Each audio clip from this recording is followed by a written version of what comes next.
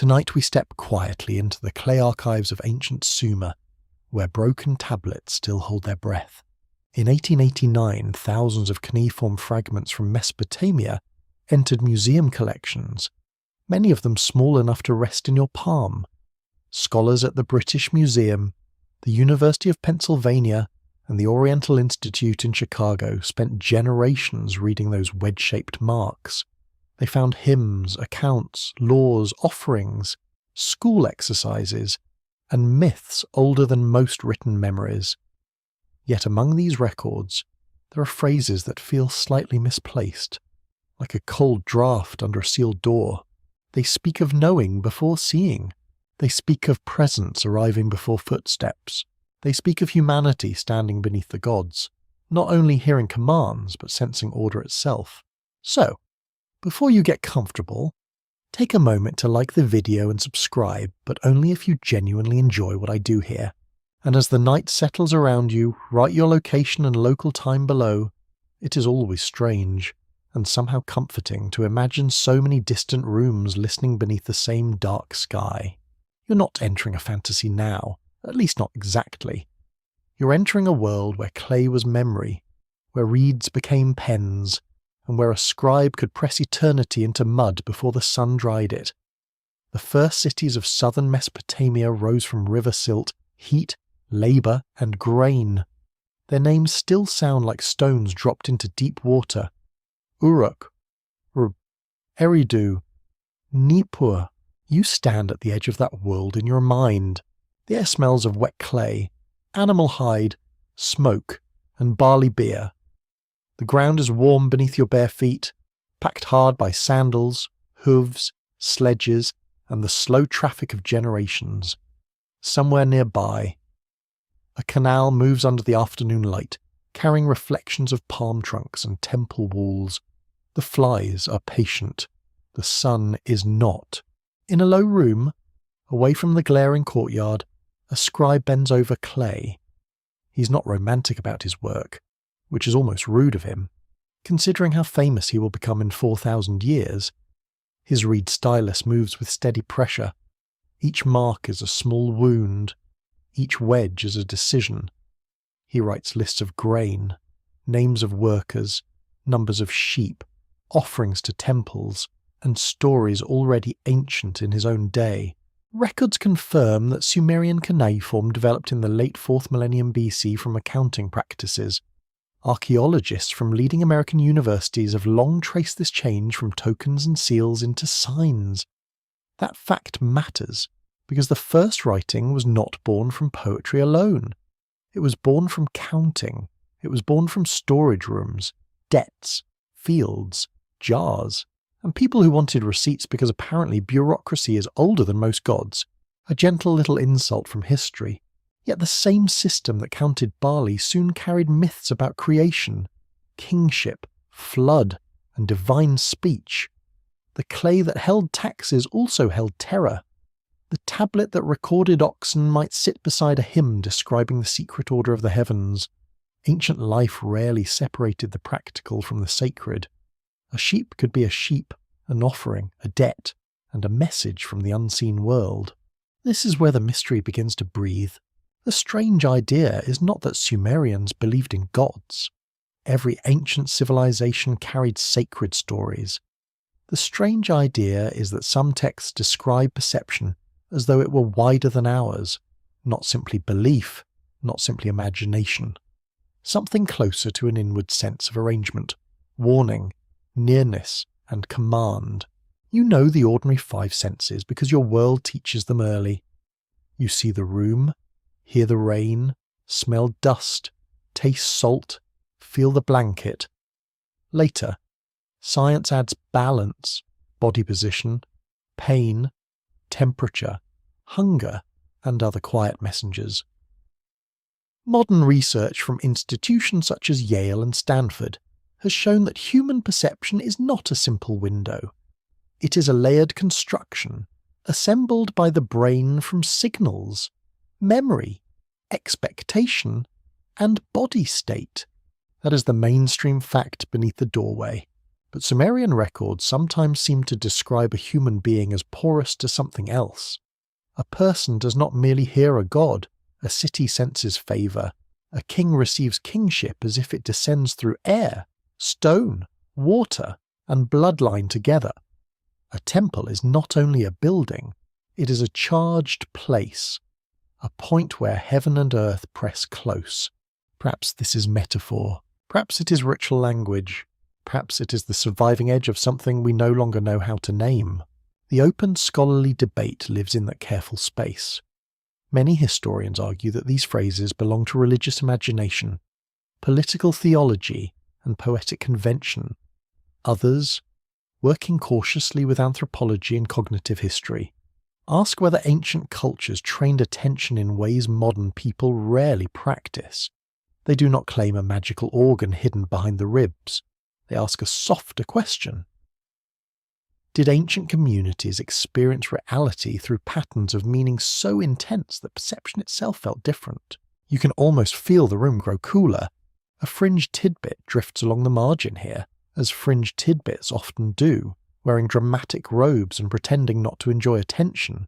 Some enthusiasts claim the Sumerians recorded a lost human sense connected to vibration, magnetic fields, or celestial influence. They point to phrases about divine radiance, heavenly decrees, and the mysterious power surrounding temples. Most scholars remain unconvinced, and rightly cautious. Clay tablets are not laboratory instruments. Still, the oddness remains, small but persistent, like a lamp burning behind a wall. What, then, was humanity's longest sense? The phrase itself is not Sumerian. It is our doorway into the mystery. Longest does not need to mean oldest in the body, like touch or balance. It may mean the sense that stretched farthest, a perception reaching beyond the skin, a feeling for distance, order, belonging, danger, and unseen presence. Something people once trusted more deeply than we trust it now. You have felt small pieces of it, perhaps.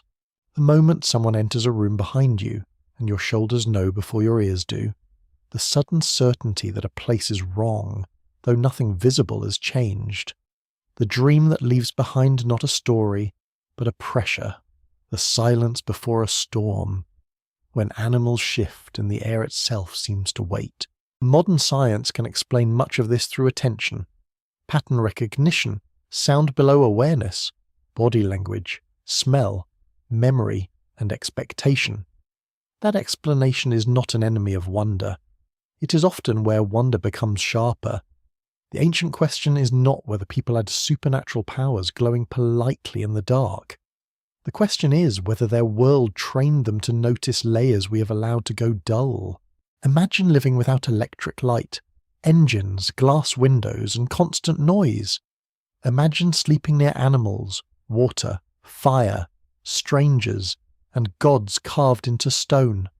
Imagine learning seasons by smell, danger by silence, authority by posture, and sacred time by the angle of stars. Your body would become an archive. Your nerves would become scribes. Your fear would become a calendar. The Sumerian tablet waits. It does not shout. It does not explain itself a modern comfort. It lies in a drawer beneath museum light, cracked, numbered, translated, disputed, and still not fully emptied of meaning. A scholar lifts it gently, a camera records its surface, a database receives its signs, the ancient clay becomes digital, bright, searchable, strangely weightless. Yet the oldest part remains heavy. Somewhere within those marks is the suggestion that humanity once stood inside a larger field of perception, not above nature, not outside it, but threaded through it. A farmer watched water and sky, a priest watched smoke and shadow, a king watched omens and borders, a mother watched a child's breathing in the dark. Each person listened with the whole body because survival required it, and because the world had not yet been reduced to background. The day humanity lost its longest sense may not have been a single day. It may have been a slow forgetting. A city wall rises, a law code hardens, a temple grows richer, a marketplace grows louder, writing stores memory outside the body. Measurement replaces listening. The unseen does not vanish, but it becomes managed, named, assigned, and eventually doubted. Perhaps loss begins like that, not with thunder, with convenience. So you remain in that clay room for a little longer. The scribe presses another sign into damp earth. Outside, donkeys complain softly, because donkeys have always understood the absurdity of civilization. The canal glimmers. The temple casts its long shadow across the baked street. A child carries water. A priest looks toward the sky. And beneath all this ordinary motion, the tablet keeps a stranger possibility alive. Long before recorded history became history, and long before memory became museum dust. People may have believed they could perceive the world in a way now half closed. Maybe they were wrong. Maybe they were only speaking beautifully. Or maybe, in a time no longer remembered, humanity listened farther than it does tonight. Your mind drifts into the low country between the great rivers, where the world is flat, bright, and listening. The sky has the colour of heated copper. It does not merely hang above the land. It presses downward, broad and silent, until every reed, brick, and human shoulder seems held beneath its weight. In the distance, the Euphrates divides itself into channels, slow and brown, carrying silt from mountains most people here will never see. The water is life, but it is never gentle for long. It feeds the fields, then shifts its moods. It gives grain, then steals houses. A charming arrangement, really. If one enjoys negotiating with a river that has no manners, you walk along a raised bank at the edge of a city. Mud brick walls rise ahead, pale under the glare. Their surfaces are not smooth. They hold fingerprints, straw, cracks, repairs, and the memory of many hands. The city does not look eternal. It looks maintained. Every corner seems to say that civilization is not a monument, but a chore repeated under terrible sunlight. Still, the place breathes with power. A gate opens into streets narrow enough to hold shade. The smell changes immediately. Outside the walls, you sensed wet soil, reeds, fish, dung, and distant fields. Inside, the air thickens with oven smoke, wool, sweat, sesame oil, crushed dates, beer mash, and the sour edge of packed drains. Sandals scrape over dust. A bronze tool rings against stone. Somewhere a baby cries, then quiets. Somewhere else, a merchant repeats a number with the holy patience of someone determined to overcharge. Here, daily life is not mysterious at first. Women grind grain in courtyards, leaning into the rhythm with practiced arms. Men carry baskets of earth and reeds toward a construction site. Children chase each other around jars, dogs, and irritated goats. Potters turn clay. Brewers tend their vats. Weavers pull threads into order. Fishermen bring in nets that smell of river mud and scales. A city like this is not built from legends. It is built from aching backs, sore knees, good bread, bad jokes, and accounts that never balance neatly. Records from excavations at sites such as Uruk and Ur confirm that southern Mesopotamian cities were among the earliest large urban societies. Researchers at universities including Chicago, Pennsylvania, and Oxford have studied their administrative tablets, architecture, seals, and household remains. The mainstream picture is clear enough. These were not wandering dreamers muttering at stars all day. They organized labor, stored grain, managed temples, traded goods, and shaped a landscape that demanded constant attention. That fact is grounding. It keeps the story from floating away. Yet the same streets also lead towards something stranger. At the city centre, a raised temple platform catches the light. Its stairways climb in clean, deliberate lines. Its upper rooms are not open to everyone. The building stands as if it is both architecture and statement. It tells the people below that the city is not random. It has a height, a centre, a channel, a face turned upward. You stand in its shadow and the heat softens for a moment. The brick smells warm, almost sweet, where bitumen seals the joints.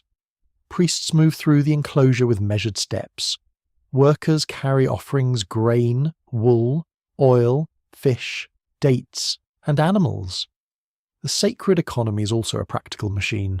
Temples own fields, employ labourers, receive goods, and redistribute food. Divine presence has bookkeeping. Heaven, apparently, appreciates inventory. But the temple is more than storage. For the people around you, it is a living point of contact. A god may possess a house, not as a metaphor alone, but as a presence woven into routines. The door, the statue, the table, the incense, the morning washing, the hymns, the food offerings, the ritual garments, all create a relationship. The divine does not sit in an abstract heaven, politely unavailable. It is lodged in place. It has schedule, appetite, mood, and territory. You begin to understand the city differently. Every sound seems arranged around invisible lines. The canal does not simply irrigate fields. It connects the cultivated world to forces of flood and fertility. The wall does not merely protect bodies. It marks the inside from the outside, order from exposure. The marketplace does not simply exchange goods. It moves blessings, obligations, debts, and social standing from one hand to another. Even a jar of barley can feel heavier when everyone believes the gods notice weights and measures. An open scholarly debate lingers here with unusual softness. Some historians describe these cities mainly through economics, administration, and political power. Others, especially those influenced by anthropology and the history of religion, argue that Sumerian urban life cannot be separated from sacred perception. The disagreement is not whether temples mattered. Everyone agrees they did. The question is how deeply religious meaning structured ordinary sensation, how much the world itself was felt as a network of divine pressure. You pass a doorway and hear a reed flute. The notes are thin, wandering, almost insect-like in the hot air. A woman kneads dough in a shaded room. Her hands are dusted white. A young man shapes a seal impression into soft clay, pressing a carved cylinder so that tiny figures appear in procession. The image is small, but not casual. It tells ownership, authority, and identity. It also carries creatures and symbols that seem to belong to waking life and dream at once. Here comes the quirky little tidbit, walking in sideways like a goat into a formal ceremony. Some ancient cylinder seals show heroic figures gripping strange animals, composite beings, and divine creatures with wings, horns, or impossible bodies. Modern fringe writers sometimes treat these images as proof of visitors from the sky, forgotten technologies, or secret maps of the stars. Mainstream scholars see them as mythic and symbolic art, deeply tied to ritual authority and storytelling. Still, the images are wonderfully odd. They make ordinary paperwork look as if it was stamped by a dream, and that is important, because the city teaches perception through repetition. A person here does not grow up inside silence and then encounter myth during festivals. Myth is everywhere, pressed into doorways, sung in courtyards, carved on seals, woven into authority, and carried in names. The world is never merely physical, though. It is social, sacred, agricultural, political, ancestral, and dangerous all at once. You feel it in the body. A change in wind matters, a delay in floodwater matters, a crack in a wall, a strange birth among animals, a fever in the household, a dream with clear images, a bird crying at an unusual hour. Each may call for interpretation, not panic, not superstitions in the lazy modern sense. Interpretation. The city survives by reading signs. Farmers read soil, traders read faces, priests read offerings, scribes read clay, mothers read breath and skin, guards read footsteps near gates. Everyone reads. Somewhere within that constant reading, the lost sense begins to seem less like a single vanished organ and more like a trained condition of life. It is the long reach of attention. It is the habit of feeling connected to things not yet visible. It is what happens when city, temple, river, field, and sky are experienced as one communicating surface. The evening comes slowly. Light slides down the walls and gathers in reddish bands along the streets.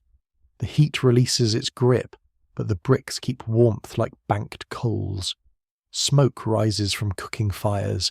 The smell of onions, barley cakes, fish, and herbs curls through the lanes. A donkey brays with unnecessary confidence. Children are called indoors. Workers return with dust at their necks and tiredness in their eyes. Above the roofs, the temple still holds the last light. For a moment, it feels as though the whole city is waiting for something it cannot see. Not in fear exactly, more like recognition. The river darkens. The reeds whisper against one another. A priest closes a door. A scribe covers damp tablets so they will dry without cracking. Night insects begin their thin music. You stand there, listening with borrowed nerves. The ordinary city remains ordinary. Grain must still be counted. Water must still be carried. Debts must still be argued over with impressive persistence. Yet beneath that daily pattern lies another structure, patient and almost hidden. These people live inside a world that speaks through weather, walls, dreams, animals, numbers, and sacred places. And if you stay very still, the silence between the sounds feels almost shaped. For a moment, it feels as though the city grows quieter around the written sign, not silent. Of course, Sumer does not do silence generously. There is still the scrape of sandals, the cough of cattle, the thump of grain baskets, and the wet slap of clay being shaped for use. Yet inside the tablet room, sound changes its nature. It becomes softer, as if each noise must pass through dust, shade, and concentration before reaching the ear. You stand near the scribe while he studies a tablet already old to him. Its corners are chipped, its surface has darkened unevenly.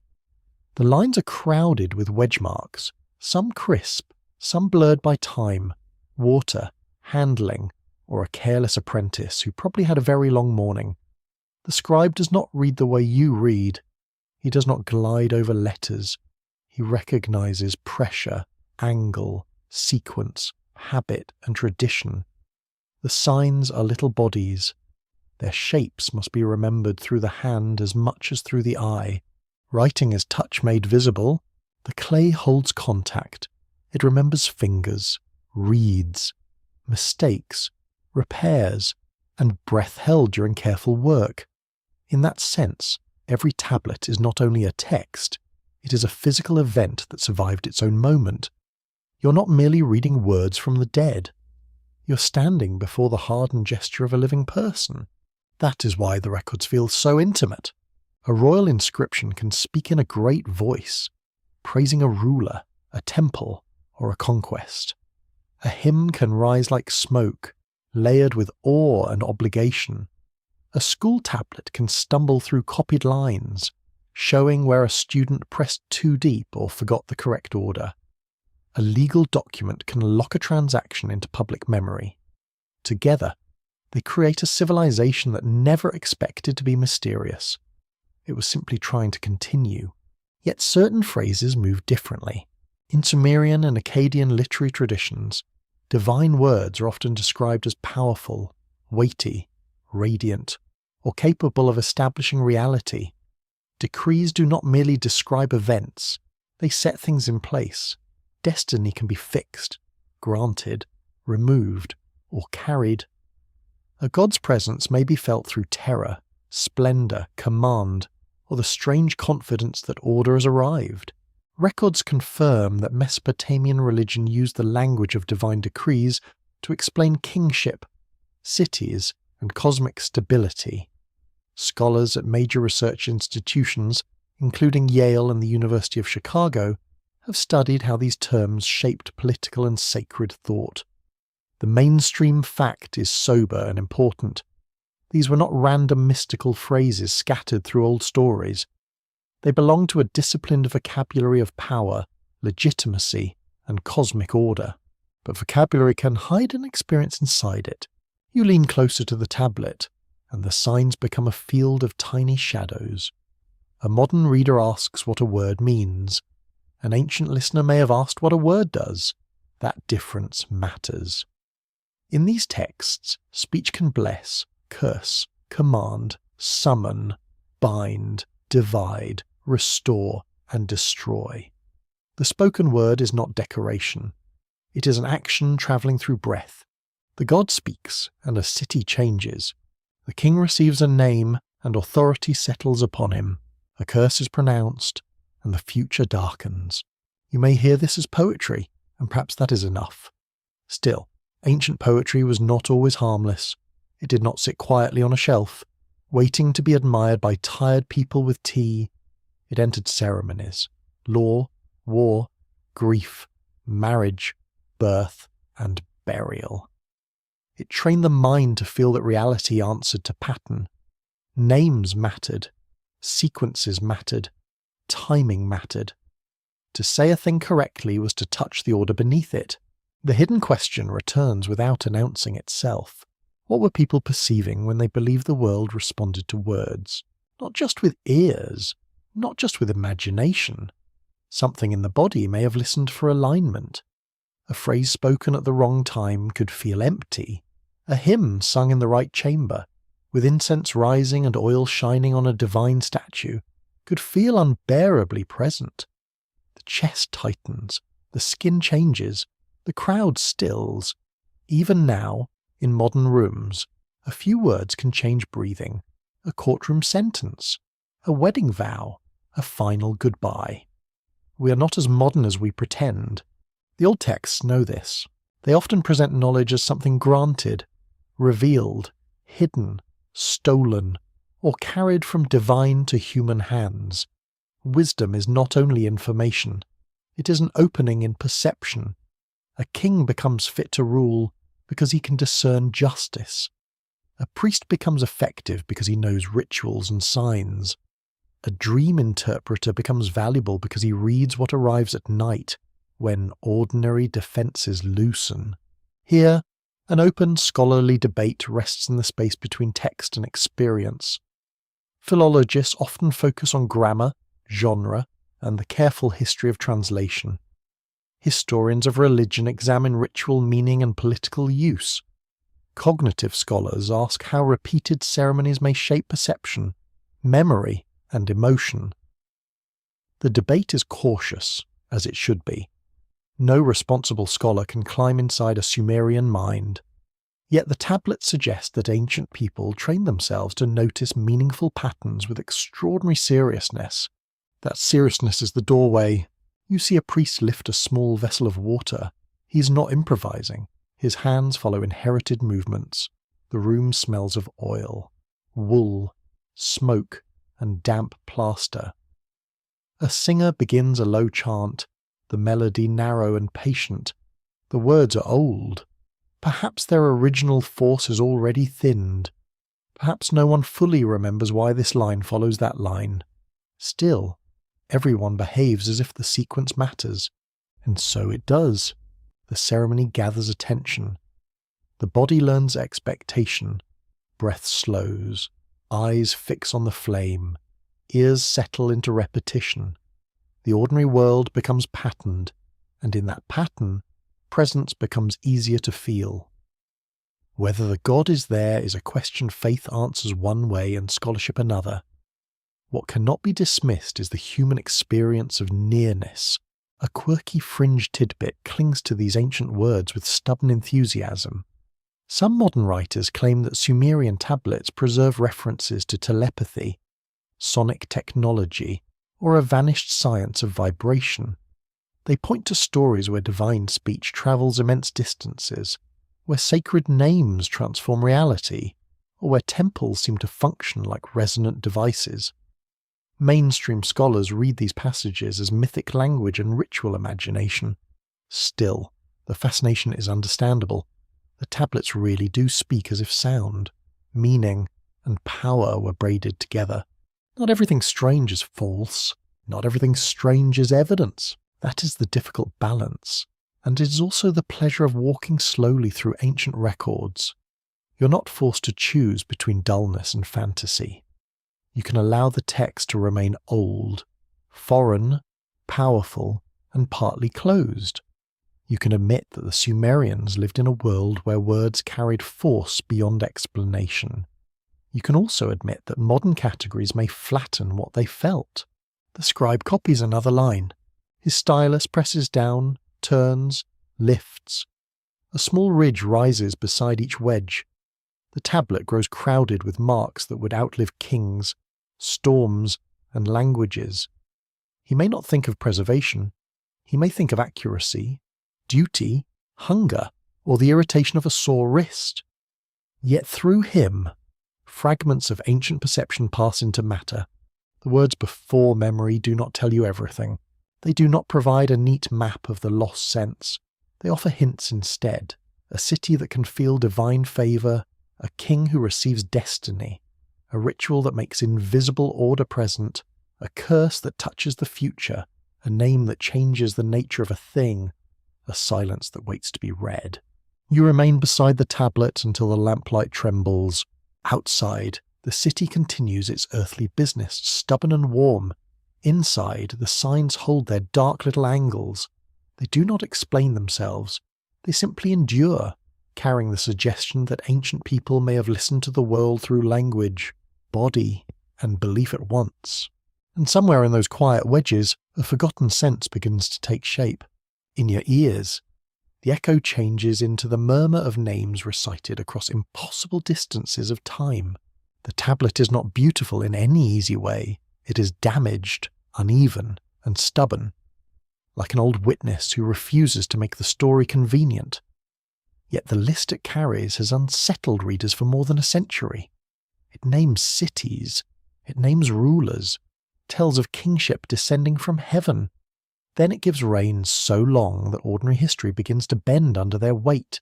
One king rules for tens of thousands of years. Another holds power for a span longer than any dynasty known to archaeology. Then another follows, and another, until the numbers become less like administration and more like weather from another world. You stand before the Sumerian king list, not as a believer or a skeptic, but as someone listening to the shape of an ancient memory. The text survives in several copies, written long after some of the events it claims to record. Scholars have studied examples held in major collections, including the Ashmolean Museum and institutions connected with early Mesopotamian research. The mainstream fact is firm. The king list is a real ancient composition that arranges rulers and cities into a sequence of kingship, mixing historical dynasties with legendary material. That mixture is the source of its power. It does not behave like a modern history book. It is not interested in cautious footnotes, which is frankly rude to everyone trying to sleep responsibly. It moves with ceremonial confidence. Kingship descends. Cities receive it. Cities lose it. Power passes from one place to another like a sacred object carried through storm and dust. The list is not merely asking who ruled. It is asking where authority lived. Then comes the flood. The text marks a great division. Before the flood, rulers reign across vast stretches of time. After the flood, kingship descends again, and the scale slowly begins to resemble the human world. The reigns shrink, cities become more familiar, names begin to overlap at times with figures known from other inscriptions or archaeological contexts. The legendary horizon gives way to something closer to political memory. But the earlier world remains. Long before recorded history becomes solid beneath your feet, the king list opens a corridor into a time that is no longer remembered in ordinary terms. Its first cities seem to belong to a dawn before dawn. Eridu, Bad Tibera, Larak, Sippar, Shrupak. Each name appears as a station in a sacred geography. The list does not linger on their streets, markets, or canal repairs.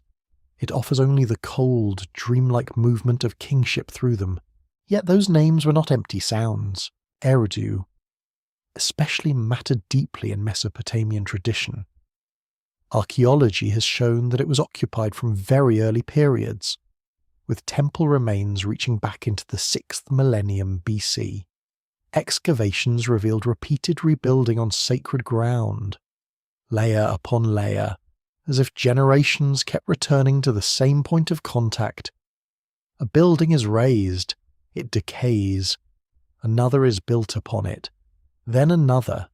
Faith becomes vertical, memory becomes mud brick. The hidden timeline begins there, not with a single secret locked in a temple wall, but with layers. Physical layers in the ground, literary layers in the text, political layers in the memory of kingship. Each one suggests that Sumerian civilization understood itself as inheriting something older, not inventing everything from nothing. People looked back and saw depth. They imagined ages before their age, rulers before their rulers, divine arrangements before their cities. This is where the lost sense changes shape. If humans once perceived order as a presence, then the king list preserves that perception through structure. Kingship is not simply a throne, a palace, or a man giving orders. It is a force that can descend, settle, depart, and appear elsewhere. A city is not merely strong because soldiers guard its gates. It is strong because kingship lives there. When kingship moves, the city changes in meaning, even if its bricks remain standing. You can feel how strange that is. Modern people tend to see power as institutions, wealth, violence, law, and persuasion. The ancient list sees power almost as atmosphere. It arrives from above. It rests in a city. It survives through names. It can be lost. It can be transferred. That is not only theology, it is perception trained to sense legitimacy as something surrounding a ruler, as visible in ritual, monument, victory, abundance, and divine favour. An open scholarly debate gathers around these astonishing reign lengths. Some researchers read the huge numbers as symbolic, shaped by sacred mathematics and literary design. Others see them as a way of elevating early rulers into a mythic age beyond ordinary measurement. A few ask whether the list preserves dim memories of long-lived institutions rather than individual men. No responsible interpretation treats these reigns as simple court records, but no one can deny their deliberate placement at the beginning of history. The numbers are not accidents. They create distance. They tell you that the first world was not like this world. The oldest rulers were not merely earlier. They belonged to a different scale of existence. Time itself seems stretched around them. Human life, as you know it, has not yet tightened into its familiar boundaries. The list offers a past so vast that it becomes almost geological, yet still filled with named kings and named cities. A quirky fringe tidbit appears here with a lantern and a suspicious amount of confidence. Some alternative writers claim the pre-flood kings were survivors of a non-human civilization, or beings whose lifespans reflected another kind of biology. Others connect the immense reigns to lost astronomy, ancient calendars, or secret cycles of the heavens. Mainstream historians do not accept such claims as evidence. Yet the fascination persists because the text itself feels excessive. It invites speculation by refusing to sound ordinary. The clay does not blink. It simply gives the numbers. You stand inside that refusal. Around you, the museum fades and the Mesopotamian night returns. A reciter speaks the names by lamplight. His listeners may not imagine each king as you would imagine a portrait. They may hear the list as a sacred ordering of memory. First this city, then that city. First this ruler, then that ruler. Before the flood, the span was vast. After the flood, the world began again. In that rhythm, humanity appears almost late. Not unimportant, but late. The oldest order is already established before ordinary people become visible in the record. Kingship has descended. Cities have risen. Flood has broken the sequence. The human world you can touch seems like the second draft of something older. Perhaps that is why the list feels unsettling. It does not place humanity at the centre of the beginning. It places humanity inside an inherited system. You listen to the names as if they are footsteps in an empty hall. What did people feel when they heard that kingship descended from heaven? Not simply what did they believe, but what did their bodies register? Or, perhaps, security, fear, a sense of belonging to a world arranged before birth, a sense that authority was not invented by men, though men certainly enjoyed using it. Ancient power always finds a robe to wear, and heaven is a particularly impressive wardrobe. Still, the perception matters. The lost sense may have been the ability to feel history as vertical, not just as one event following another, but as pressure from above and depth beneath. The city exists in the present, yet it is rooted in sacred beginnings. The king sits in a palace, yet his office descends from a realm beyond sight. The flood is past, yet it divides every age. The human being walks through streets, yet lives under a structure older than memory. That awareness is difficult to keep in modern life. Your days often move horizontally, from message to task, from room to road, from waking to sleep. The ancient list pulls time downward. It gives history a floor far below the visible floor. It suggests that what people are living is only the newest surface over buried orders. The recitation slows. These cities pass like dim stars. Eridu, Bad Tibira, Larak, Sippa, Shurapak. Then the flood covers the line, and kingship must descend again. Nothing is fully explained. Nothing is resolved. Yet the pattern has been planted in the mind. There was a world before the familiar world. There were rulers before remembered rulers. There was order before written certainty. And perhaps, within that impossible distance, humanity's longest sense still reaches back toward the first descent of kingship. The cold surface of clay gives way to something less visible, something harder to hold in the hand. You begin with an absence, not a missing statue, not a broken wall, not a lost city buried beneath salt and reeds. This absence sits inside language itself. The records contain hints of a faculty that does not settle neatly into one modern word. It is not sight, though it notices before the eyes are certain. It is not hearing, though it responds to silence. It is not touch, though the skin may rise when it awakens. It has no simple name. That is the difficulty. Ancient people did not always divide the human being into clean categories. They did not carry charts of nervous systems, or tidy diagrams showing where sensation ends and thought begins. Their words for heart, breath, spirit, ear, wisdom, and command often overlap in ways that make modern translation feel slightly embarrassed. A scholar opens a dictionary and finds one term leaning into another. Meaning refuses to stand still. You know that feeling. A person enters your life, and somehow the room changes before you understand why. A storm approaches, and the light feels wrong. A dream follows you through breakfast, not as a memory, but as a weight behind the ribs. These are not proofs of hidden powers. They are reminders that perception is broader than the five senses taught to children. The body knows through patterns. The mind predicts. Memory colours the present. Fear and longing arrange the world before reason gives its little speech. Reason does love speeches. The Sumerian world may have recognised this broader field through many separate words, rituals, and assumptions. A god's radiance could overwhelm. A city's destiny could be established. A priest could know the proper sign. A king could possess insight. Not merely intelligence, but a fitness to perceive order. In these fragments, the lost sense begins to appear as a compound awareness. It is part instinct, part training, part sacred imagination, part social discipline. It is a sense of alignment, not alignment in the modern cheerful way, with candles, notebooks, and suspiciously expensive oils. This is older and heavier.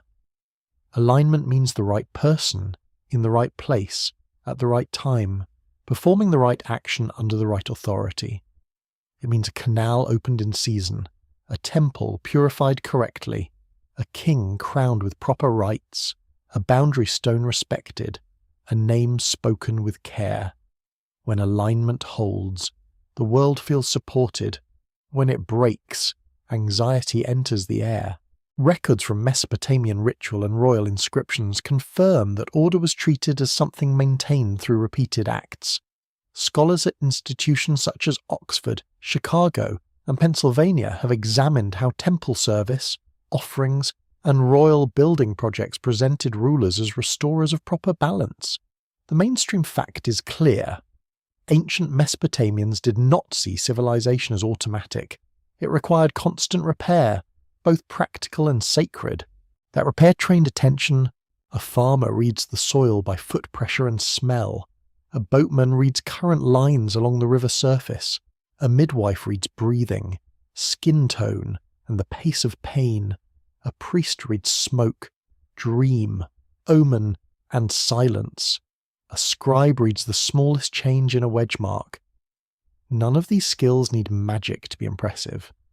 Together, they form a culture of perception so dense that the world becomes a page covered in signs. The lost sense had many fingers. It reached into weather, animals, architecture, memory, ritual, and emotion. It may have allowed people to feel distance in a way modern noise has weakened. Not physical distance only, but social and sacred distance. You know when a powerful person enters a room because everyone alters themselves. Imagine a palace where that sensation is magnified by custom, rank, clothing, scent, music, guards, and inherited fear. Authority becomes almost atmospheric. A king approaches and people feel him before he speaks. A priest lifts a vessel, and the room gathers around the gesture. A statue is unveiled, and divine nearness thickens the air. Modern researchers in cognitive science, including scholars at major American universities, have shown that human perception depends heavily on expectation and prediction. The brain does not wait passively for reality to arrive. It anticipates, edits, compares, and prepares the body for what might happen. In a society saturated with ritual signs, those predictions would be trained differently. The sacred would not be an occasional thought. It would be part of how the body prepared for the world. The debate opens carefully here. Some historians argue that talk of a lost sense risks romanticizing the past and turning ancient religion into modern fantasy. Others suggest that perception itself is culturally shaped, meaning ancient people may genuinely have experienced presence, omen, and destiny with a force modern readers underestimate. The disagreement is not theatrical. It is delicate. It asks how far culture can enter sensation before belief becomes something the body feels. You sit with that question. No answer arrives cleanly. The nameless sense may have been a feeling for presence, not just another person nearby, but a layered nearness. Ancestors near through burial and name, gods near through image and offering, kingship near through ceremony, danger near through weather and rumour, death near through illness, famine, or failed water, meaning pressed close from every side. A person did not stand in an empty universe. A person stood in a crowded one. That crowdedness changed the nervous system. Consider a temple courtyard at dawn. The air is blue and thin before sunrise. Smoke from the first offerings drifts upward. The stone threshold is cool beneath bare feet. Oil gleams on wood. Wool curtains move slightly in the morning draught. A singer clears his throat. The people waiting outside do not see the god directly, yet they are arranged by expectation. The unseen is not absent, it is withheld. Withheld things have power. A hidden chamber can be stronger than an open room. A covered image can command more attention than a visible face. The Sumerian sacred world understood this very well. It made perception stretch. It taught people to feel what was behind the wall, above the platform, inside the statue, beneath the river, beyond the horizon. The lost sense may have been this stretching, this disciplined awareness of things not immediately present, A quirky fringe tidbit wanders in from the edge of the courtyard, looking far too pleased with itself. Some modern enthusiasts claim that ancient peoples could sense earth energy lines, temple magnetism, or the emotional residue of sacred places. They connect ziggurats to hidden forces and speak of vanished organs of perception. Archaeology does not confirm those claims. Yet the intuition beneath them is interesting. Sacred architecture really can organize the body, the eye, the breath, and the feeling of nearness. A stairway teaches you to look upward. A dark chamber teaches you to listen inward. A procession teaches you to move as one body. The lost sense might therefore be less like a secret antenna and more like a total condition of attention. It is what happens when environment, belief, training, fear, beauty, repetition, and survival gather into one response. People feel the rightness or wrongness of a moment before they can explain it. They sense whether a ritual is held, whether a crowd is turning, whether the sky has changed its tone. You have not entirely lost this. It appears in small modern survivals. The hush in a museum room holding a very old object. The pressure in the chest during a funeral procession. The unease of an abandoned house. The shared stillness before music begins. The way a crowd can sense panic before anyone shouts. These moments remind you that perception is social and bodily. It travels between people without needing a spoken sentence. Ancient Sumer may have lived closer to that current. Its people stood in a world without background hum, without glowing screens, without the constant flattening of attention into fragments. Their days were harsh, unequal, exhausting, and often unfair. Let us not turn mud brick life into a spa retreat with goats, but hardship sharpens certain senses, dependence sharpens others. When water, grain, disease, kings, gods, and neighbours can decide survival, the body learns to read the smallest signs. The nameless sense was long because it stretched across time. It felt the past in foundations and ancestor names. It felt the present in ritual, posture, weather, and sound. It felt the future in omens, dreams, births, harvests, and threats. It joined memory to expectation. It made a person aware of standing inside a pattern larger than one life. Perhaps that is what faded. Not a shining supernatural talent, not a lost eye hidden in the skull. Instead, a way of inhabiting the world so intensely that meaning became sensory. The gods could be felt because society taught the body where to expect them. Destiny could be sensed because history was arranged around it. Order could tremble because every wall, canal, and offering depended on maintenance. The sense had no name because it was everywhere. You breathe in the warm dust of the tablet room. Somewhere outside, a reed mat rustles. A jar is set down carefully. A scribe pauses, listening not only for sound, but for the shape of the moment around him. His world is not empty space filled with objects. It is a woven field of signs, duties, presences, and warnings. And in that field, the longest sense opens quietly, like a door no one remembers closing. The scent of incense turns the air slow, and the temple doorway seems to deepen.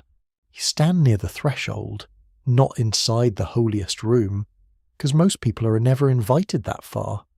The walls hold the day's heat. The floor is swept clean, though fine dust returns immediately, as if the earth is politely refusing to be excluded. Oil lamps tremble in shallow bowls. Their flames are small, amber, and attentive. Somewhere beyond a curtain, hidden from ordinary eyes, a divine image waits in a chamber of darkness, care, and fear. No one behaves as though it is only a statue. That is the first thing your body notices. The people do not speak loudly near it. Their gestures narrow, their backs straighten. Even the servants who carry baskets and jars move with unusual control, because ordinary clumsiness becomes more impressive when it happens in front of a god. One dropped vessel, and suddenly history has a witness. The temple is awake. A priest approaches with shaved scalp, clean garments, and hands washed for ritual. He carries a vessel of water. Another attendant brings bread, beer, oil, and fragrant substances. The offerings are not theatrical decoration. They are part of a daily relationship. In Mesopotamian practice, divine statues could be washed, dressed, fed, praised, and guarded. Records from temple administration and ritual texts confirm that gods were treated as present within their houses, with regular offerings and carefully maintained service. This is the mainstream fact that steadies the scene. Scholars at the University of Chicago, Yale, and other major institutions have studied these rituals as central to Mesopotamian religion and urban life. The divine image was not worshipped as mere art. It was approached as the inhabited form of a god, made present through ritual, consecration, and care. For ancient worshippers, presence was not a vague feeling. It had a table, a room, a wardrobe, a schedule, and staff. Heaven had household management. You may smile at that. Gently. Ancient religion is often imagined as thunder, prophecy, and terrifying signs in the sky. Yet much of it was housekeeping done with cosmic seriousness. Food was prepared, doors were opened, water was poured, garments were changed, hymns were sung at suitable times. The sacred entered ordinary work and made it heavier, but this ordinary work also created atmosphere. The people outside the inner chamber could not always see the god directly. They sensed the god through movement around the hidden room. A curtain stirred, a priest entered, a vessel came out empty. Music rose, then faded. Incense escaped through a gap and settled into the courtyard. The unseen became present through effects, much like wind becomes visible through reeds. You do not see wind, you see what bends. The records suggest that gods could draw near before they were fully revealed. Divine arrival was not always described as simple appearance. It could come through radiance, awe, terror, blessing, dream, omen, or sudden change in fortune. A god might be encountered in a temple, on a battlefield, in sleep, or in the strange timing of events. Nearness had signs. It could be felt before it could be named. This is where the lost sense becomes more unsettling. If people believed beings from the high places could be felt before arrival, then perception stretched into expectation. The body learned to wait for pressure. The temple trained that waiting every day, step by step. Ritual taught the senses that the invisible has consequences. You hear footsteps behind the curtain. You smell resin burning. You see the priest's face altered by seriousness. Your own pulse adjusts. Presence gathers without showing itself. You understand this even now. A powerful person enters a modern room, and the room reorganizes instantly. Conversation shifts. Spines lift. Smiles become useful. People sense status before words explain it. Now imagine that response multiplied by sacred architecture, inherited fear, music, incense, rank, and belief. Imagine generations teaching each other that certain places are doorways. Eventually the body does not need proof in the modern sense. It recognizes the conditions of arrival. A god draws near, and the skin listens. The phrase sounds strange, but not entirely foreign. You know how a place can feel occupied when no one is visible. You know how a voice from another room can change the air. You know how anticipation creates its own weather. Ancient Mesopotamian texts may preserve that human capacity in sacred language, widened until the unseen world felt crowded with agency. An open scholarly debate remains here, careful and unresolved.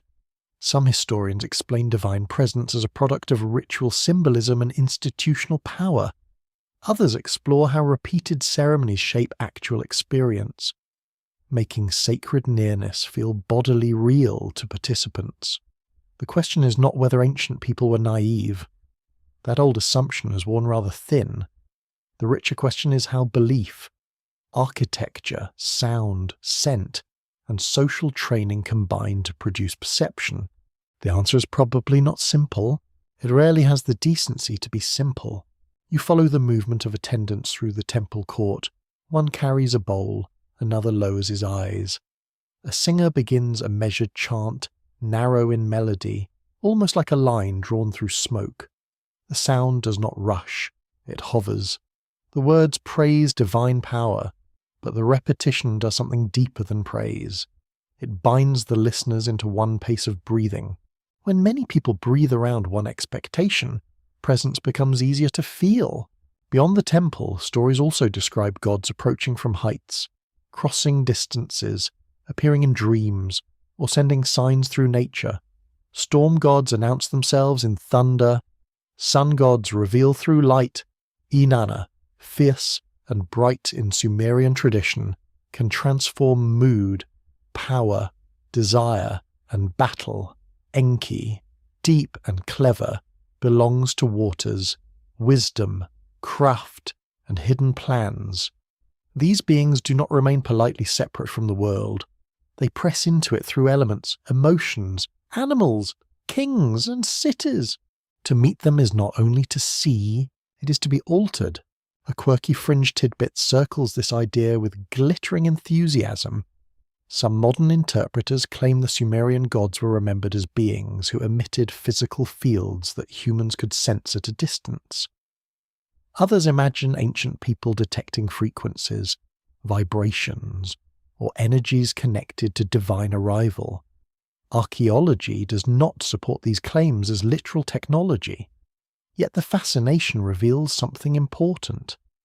The texts do describe divine nearness as overwhelming, as if presence were more than visual form. The ancient language is intense because the experience was intense. A god's glory could frighten, a divine command could reshape a life, an omen could freeze a household into anxious waiting. A dream could send a ruler to build, fight, repent, or boast with impressive confidence. The unseen was not background decoration. It could interrupt. You sit near the wall as evening folds into the temple court. Heat leaves the stones slowly. A servant brushes scattered grain from a table. The smell of smoke clings to wool. The curtain before the inner room hangs still again, but now stillness feels different. It is not empty. It feels guarded. That guarded stillness may be one of the old clues. The lost sense was not only a broad awareness of pattern, it may also have been sensitivity to approach, the approach of danger, the approach of authority, the approach of a ritual moment, the approach of something believed to be more than human. Ancient people did not need to separate these categories as sharply as we do. A king, a storm, a dream, and a god could all arrive before understanding caught up. This made the world vivid, but not comfortable. A crowded, sacred universe can offer meaning, yet it also denies privacy. If gods are near, then actions matter in hidden ways. If omens speak, then accidents are suspicious. If cities possess divine patrons, then political disaster becomes cosmic humiliation. If presence can gather unseen, then the human body becomes a listening post. You feel why such a sense might exhaust people. You also feel why they might depend on it. The temple lamps burn lower.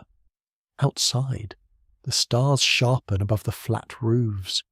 Somewhere a dog barks, then stops. The last visitors withdraw from the courtyard, leaving priests, guards, and the sleeping city. Behind the curtain, the god remains unseen, fed by offerings, clothed by hands, protected by walls, present through everything arranged around absence. And you begin to understand how a being could be felt before arrival, because the whole world had been taught to lean toward the unseen. A dry wind moves across the plain, and the city seems to listen with unease. It begins, perhaps, a small disorder, not a dramatic crack in the heavens, not a single bell announcing the end of an age. More likely, it begins with water arriving too late or arriving too high. A canal chokes with silt, a field fails near its edge. Fish die in a shallow pool where the sun has turned the surface dull. People argue at the granary. A child asks why the adults are whispering. The world rarely breaks all at once. It frays, You stand at the riverbank and watch men driving stakes into wet earth. Their legs are sunk to the knee in mud. Their voices are sharp with effort. Baskets of soil pass from hand to hand. Reeds are pressed into a weak place. The river has been watched for generations, but today it behaves like an animal that no longer recognizes its keeper. The water pulls at the bank with slow, brown patience. Somewhere behind you, priests prepare an offering. Somewhere beyond them, scribes count grain. Somewhere farther still, families begin to understand that numbers on tablets do not always fill an empty bowl. Records from ancient Mesopotamia show repeated concern with flood, drought, famine, and political disruption. Archaeological research from major institutions has shown that early cities depended on irrigation systems that required constant labour and coordination. The mainstream fact is simple and severe. Civilization in southern Mesopotamia was brilliant, but it was fragile. Water made the cities possible, and water could also threaten them. That fragility may be the doorway to the broken day, not one day marked by a single tablet. Perhaps, but a turning point remembered through stories of catastrophe.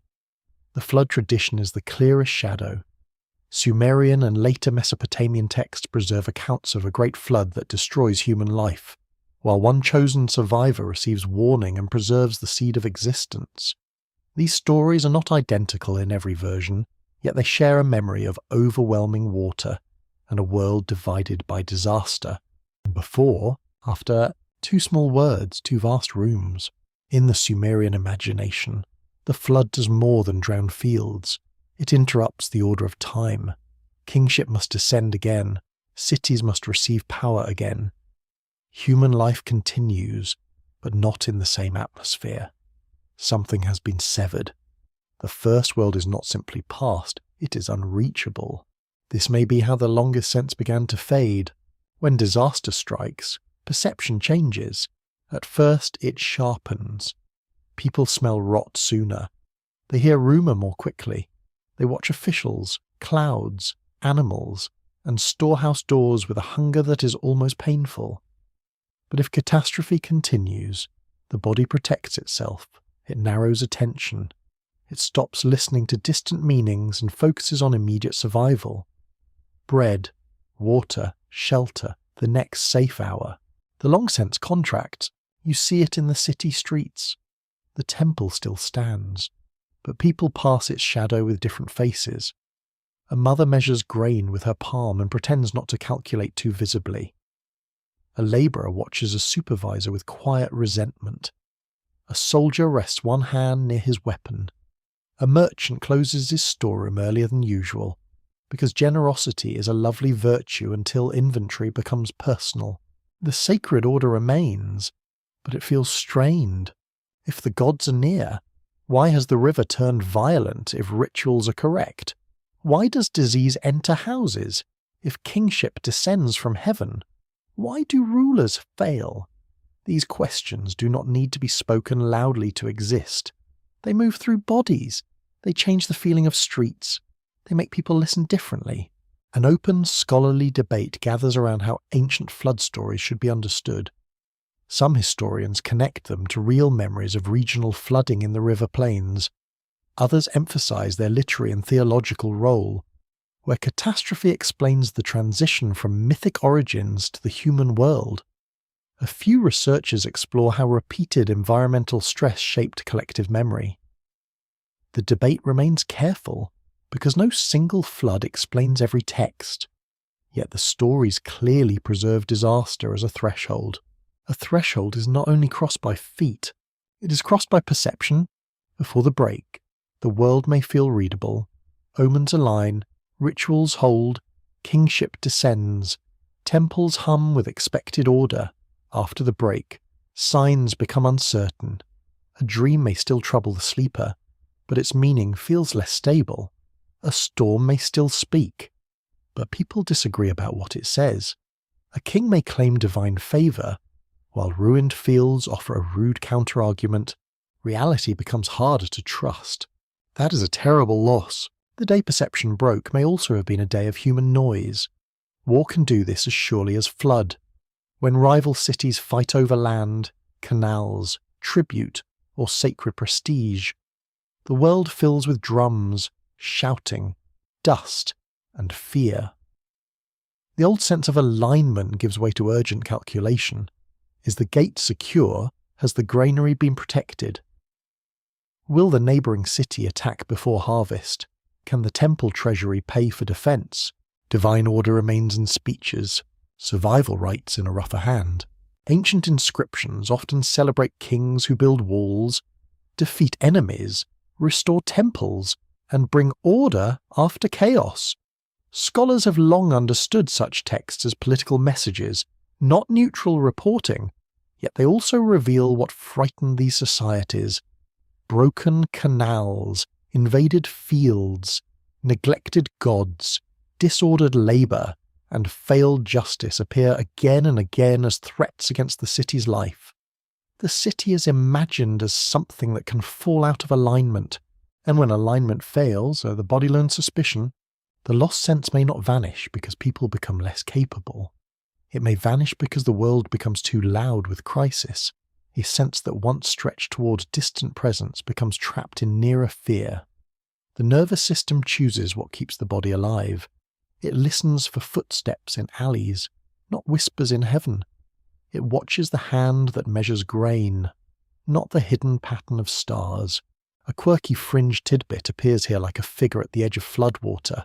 Some alternative writers speak of an ancient moment when humanity was cut off from higher perception by divine punishment, cosmic disturbance, or the fall of a forgotten civilization. They connect flood myths, long-lived kings, and strange temple rituals into one dramatic rupture. Mainstream scholarship does not support such a literal event. Still, the idea lingers because ancient texts themselves often describe disaster as more than physical destruction. Flood is also forgetting. War is also forgetting. Famine is also forgetting. Each crisis teaches people to distrust the older harmonies. If offerings cannot prevent hunger, then offerings become mixed with anxiety. If kings claim heaven while citizens suffer, then heaven begins to feel farther away. If omens multiply but answers fail, then interpretation becomes heavier, more professional, more controlled. What was once shared perception may become specialized knowledge, guarded by priests, scribes, and officials. The longer sense withdraws into institutions. You can almost see it happening. A farmer who once read Sky and Soil now waits for orders from canal administrators. A household that once trusted dreams now brings them to an expert. A community that once felt sacred timing together now depends on calendars, tablets, and temple personnel. These tools are useful. They preserve. They organize. They also move knowledge outward from the body into systems. Writing saves memory, but it can also replace it. Measurement saves harvests, but it can quiet older listening. Authority protects cities, but it can teach people to doubt their own perception. The river darkens under evening cloud. The workers climb from the mud, exhausted and streaked with brown water. One man laughs too loudly. Another says nothing. A priest lowers his gaze as smoke twists upward from an offering bowl.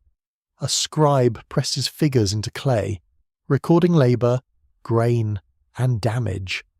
The tablet will survive long after the smell of floodwater has vanished. Yet the body remembers differently. The body remembers the cold rise of water at night. It remembers the missing animal, the empty jar, the face of a neighbour at the gate. It remembers praying and not knowing whether the silence was refusal, distance, or delay. That uncertainty may be the wound from which the lost sense bled away. Not suddenly, not completely, but enough. The world remains full of signs, yet they no longer gather into one confident field. The old nearness becomes uneven. The temple still calls. The stars still turn. The river still carries silt from far mountains. But between humanity and the hidden order, something has shifted. The listening is more anxious now. The meanings are harder to hold. And somewhere in that long, unsettled twilight, the day perception broke becomes not a date, but a condition humans continue to inherit. The temple stairs rise beneath your feet, and each step changes the way the city sounds. At ground level, life is crowded and practical. You hear carts, animals, bargaining, laughter, coughing, and the slap of wet clay against moulds. You smell onions, river mud, wool grease, smoke, and the sharp sweetness of dates. But as you climb, the noise spreads thinner behind you. The streets flatten into patterns, roofs become squares of shadow and light, canals become shining lines. People become movement without faces. Height alters perception. This is one of the quiet secrets of architecture. A building does not merely shelter a body, it instructs a body. It tells your legs to climb, your head to tilt, your voice to lower, your eyes to search for a horizon. A doorway narrows you, a courtyard releases you, a stairway slows you, a dark chamber gathers you inward. Ancient builders knew this without needing modern diagrams or conference panels, which is merciful for everyone involved. The ziggurat stands as a great instrument of attention. Its brick mass rises from the plain in stages, each level lifting sacred space above ordinary dust. It is not a pyramid in the Egyptian sense, and not a tomb. It is a raised temple platform, a mountain made by hands in a land where natural mountains are far away. The Sumerian flatland is wide, low, and exposed. To build upward here is to create an artificial horizon, a place where earth reaches with effort toward heaven. Archaeological records confirm that Mesopotamian temple platforms developed over long periods, with repeated rebuilding at sacred sites. Scholars from the University of Chicago, Pennsylvania, Oxford, and other research centers have studied how temples grew from early platforms into monumental forms. The mainstream fact is steady. These structures were central to city identity, temple administration, ritual practice, and the visible authority of gods and rulers. But they also did something to human feeling. A ziggurat gathers the eye from far away. A farmer in the field sees it over reeds and walls. A boatman sees it above canal banks. A traveller sees it before he understands the streets. The building declares that the city has a centre. It makes power visible across distance. It gives sacred presence a silhouette that matters for the lost sense. If humanity once perceived wider patterns of nearness, danger, order, and alignment, then temples were not passive containers. They were amplifiers. They organized sight, sound, smell, movement, and expectation into one concentrated field. They told the body where to listen. They shaped attention until invisible meaning felt almost physical. You reach a landing and pause. The bricks underfoot are rough, their edges softened by weather and use. Bitumen darkens the joints, smelling faintly tar-like in the heat. The wind is stronger here. It carries dust against your cheek and pulls at linen garments. Below, the city lies open, busy, vulnerable, and astonishingly human. Above, the sky appears larger than it did from the streets. The temple makes you feel between worlds. That is not an accident. Sacred architecture often works by placing the body in a threshold state. You are neither fully among the crowd nor entirely apart from it. You are raised, exposed, watched, and made aware of distance. The higher you climb, the more ordinary sounds blur. The city still exists, but it becomes symbolic. Fields become fertility. Walls become protection. Canals become order. Smoke becomes offering. Height transforms detail into pattern. Perhaps this is how the old sense was strengthened, not by secret machinery hidden in brick, though fringe writers do enjoy placing secret machinery inside anything large enough to look mysterious, rather by arranging the body so that perception widens. From the temple height, a person can see irrigation, settlement, sky, movement, and boundary together.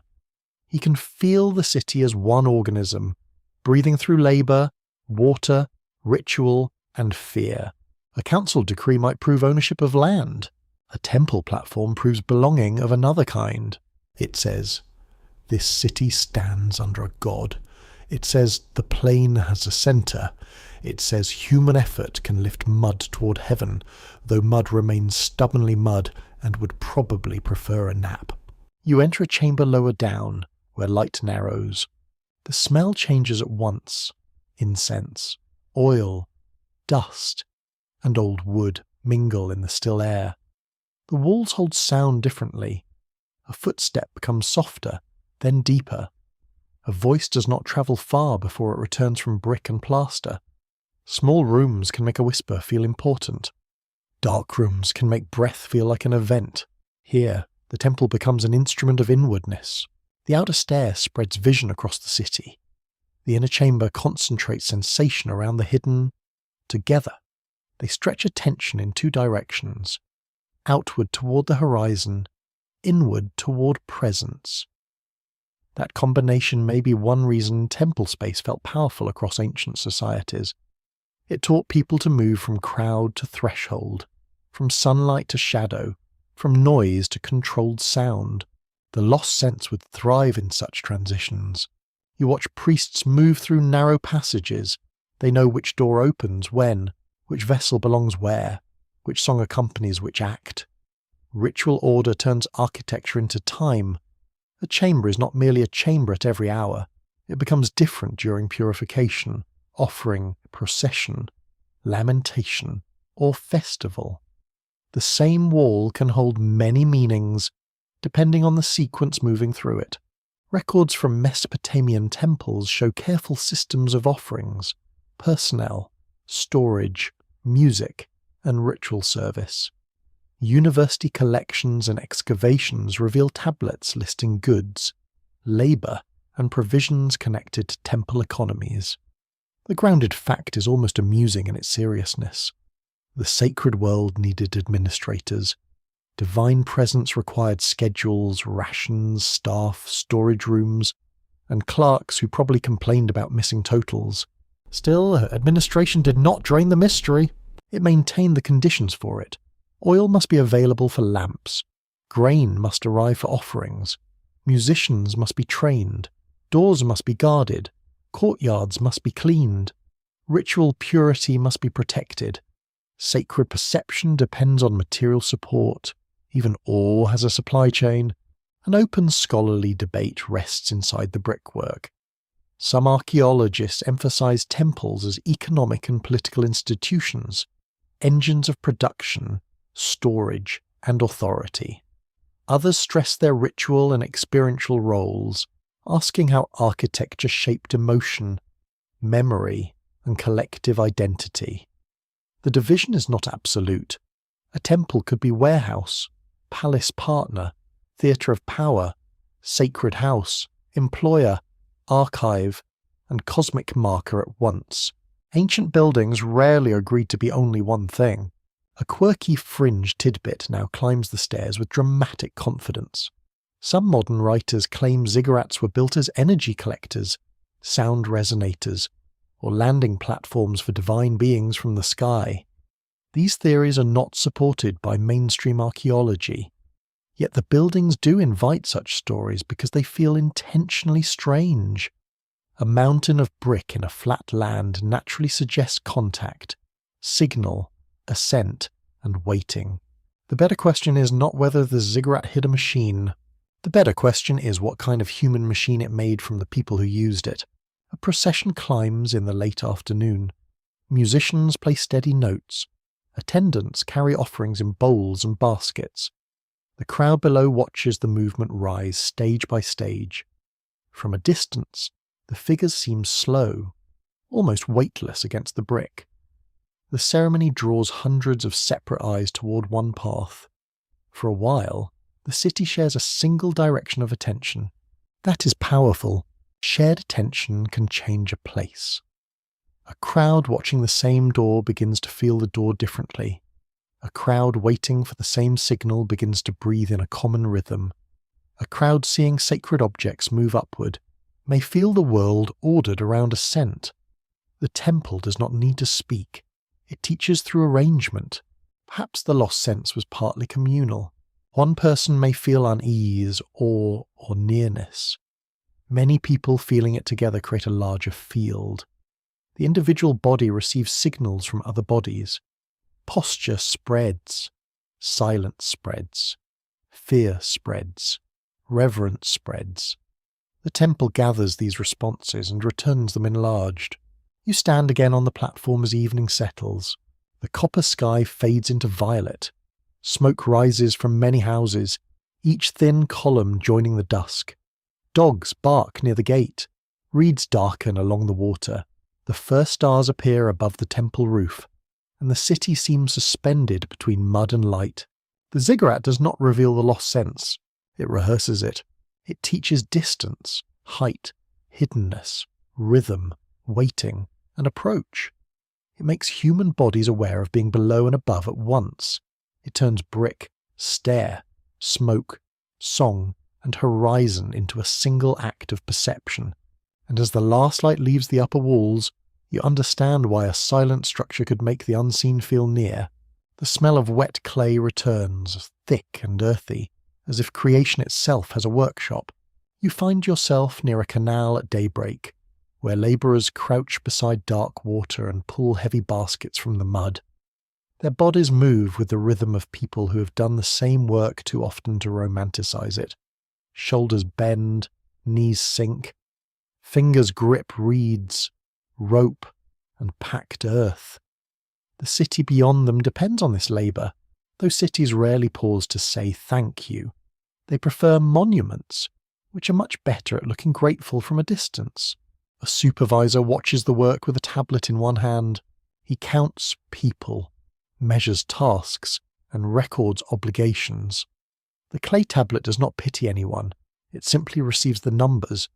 A man carries soil to strengthen an embankment. A woman prepares food for workers near a low wall. A child brings water in a jar too large for his arms. The morning is still cool, but the promise of heat already waits above the horizon. This is where the myth begins to feel physical. In Mesopotamian creation stories, humanity is not always introduced as the glorious crown of existence. Sometimes people are shaped to take up labour once carried by lesser gods. The divine world has work to do. Canals must be dug, fields must be maintained, food must be prepared, order must continue. Then the gods complain, because apparently even immortals dislike manual labour when enough centuries have passed. It is a very human divine problem. One famous tradition describes human beings formed from clay and divine substance, created so they might serve the gods and relieve them of toil. The story survives most clearly in later Mesopotamian texts, while Sumerian materials also connect humans, gods, clay, labour, and divine planning. The mainstream fact is important. Ancient Mesopotamian religion often imagined humans as servants of the gods, responsible for maintaining temples, offerings, agriculture, and cosmic order through daily work. This purpose is not sentimental. It is not modern self-esteem wrapped in linen. Humanity is valuable because humanity is useful. People feed the gods through offerings. They maintain the divine houses. They cultivate fields attached to temples. They build, carry, grind, brew, weave, sing, count, and obey. To a modern ear, that sounds harsh. To an ancient city, it may have sounded like structure. Everyone has a place, even if that place leaves the lower back in ruins. You watch a worker lift a basket again. His hands are cracked around the nails. Mud dries along his forearms in pale streaks. He does not need a philosopher to tell him life is labour. His body has already submitted the report, yet the myth gives his toil a place within the larger order. He's not simply moving earth. He is helping preserve the fragile agreement between city, field, temple, river, and gods. The hidden purpose emerges slowly. If humans were shaped to serve, perhaps they were also shaped to receive. A servant must notice. A servant must anticipate.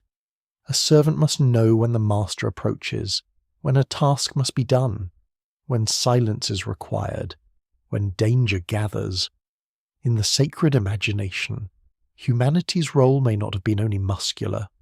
It may have required sensitivity to divine preference, ritual timing, agricultural change, and social order. The longest sense becomes useful here.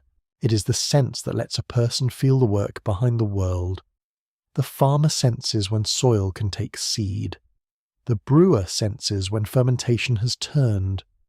The singer senses when the chant has settled into the room. The priest senses when a ritual has failed to gather weight. The labourer senses the weakness in a bank before it collapses. Survival and service both depend on noticing. Ancient creation stories may encode that dependence. Humans are clay, but animated clay.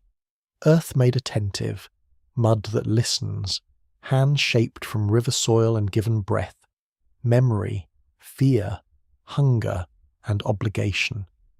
A human being stands between raw matter and divine command, carrying burdens upward through offering, prayer, building, song, and grain. The body is not separate from the sacred system. It is one of its instruments. An open scholarly debate turns quietly around these myths. Some specialists read them as theological explanations for temple service and social hierarchy. Others emphasize their political use, because stories about divine purpose can make human labour feel inevitable. Another line of interpretation asks how myths of creation helped people understand suffering, duty, and dependence in a difficult environment. The debate remains active because the texts are layered. They explain the world, but they also defend a world. That difference matters. A myth can comfort a worker by giving labour meaning. It can also serve those who benefit from the worker's labour. Ancient religion is not immune from power. Temples could distribute food, organise work, and preserve culture. They could also demand service and shape obedience. The clay of creation is warm with devotion, but it is also marked by fingerprints of authority. You feel the tension in the morning air. The workers are necessary. The temples are necessary. The canals are necessary. The gods are necessary within the worldview of the city. Yet necessity can become a chain. Perhaps the old sense of alignment once told people where they belonged. Perhaps, over time, institutions use that same sense to keep people in place.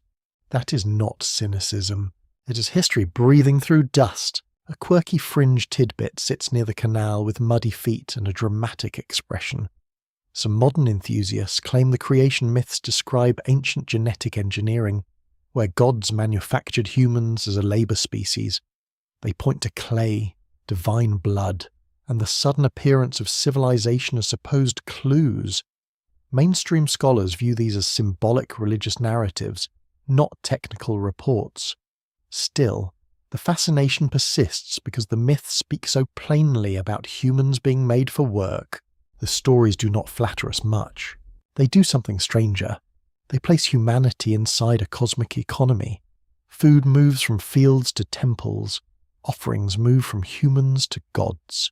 Blessing, kingship, fertility, and order move downward. Labour moves upward. The world is a system of exchange. Nothing stands alone. Even breath belongs to a network of debt. In such a system, perception must become relational. You do not merely ask what a thing is. You ask what it is connected to. A jar of grain belongs to a household, a field, a temple, a rationalist, a season, a debt, a god's table, a worker's hunger. A human body belongs to family, city, labour gang, ruler, deity, and earth. The lost sense may have been the ability to feel these connections as real, not abstract. Modern life often hides connection behind surfaces. Bread appears on a shelf. Water arrives through a tap. Light answers a switch. The labour behind them becomes distant, almost invisible. In Sumer, distance was shorter. You could smell the canal that fed the field. You could see the hands that carried mud. You could hear the animals brought for offering. You could watch grain leave one storehouse and enter another. The system was hard, unequal, and direct. The body understood dependence. The creation myth may preserve that understanding in sacred form. Humanity is not self-made. Humanity is mixed, shaped, assigned, and needed. People are not outside the world, looking down like comfortable judges. They are inside the machinery of survival, one moving piece among gods, rivers, animals, seasons, bricks, and grain. You kneel beside the clay. It is cool beneath your fingers. It gives way easily at first, then resists when pressed together. A potter nearby turns a lump into a vessel with practiced hands. The shape rises from pressure, water, rotation, and correction. Too much force, and the wall collapses. Too little, and the form remains dull and thick. Creation is delicate, even when made from mud. Perhaps ancient people saw themselves that way, formed by pressure, held by purpose, always at risk of losing shape. The labourers leave the canal as the sun climbs higher. Their feet make sucking sounds in the mud. Someone laughs softly at a private insult. Someone wipes sweat from his face with the back of a wrist. The supervisor marks the count. The city wakes fully, needing bread, water, repairs, decisions, songs, and offerings. Humanity moves through its assigned morning, yet beneath the weariness, a deeper possibility remains. If people were imagined as created to serve the gods, then their senses were also shaped by service. They had to notice the smallest change in water, grain, mood, ritual, command, and sky. Their longest sense was not a luxury. It was the condition of belonging to a demanding universe. And in the clay of that old purpose, you can still feel the print of a hand pressing humanity into form. The room narrows into lamplight, and the sound of learning becomes a soft scratching on clay. You sit near the back of a scribal school, where young students lean over tablets with the tragic seriousness of children being asked to become useful. Their knees are dusty, their fingers are stained with wet clay.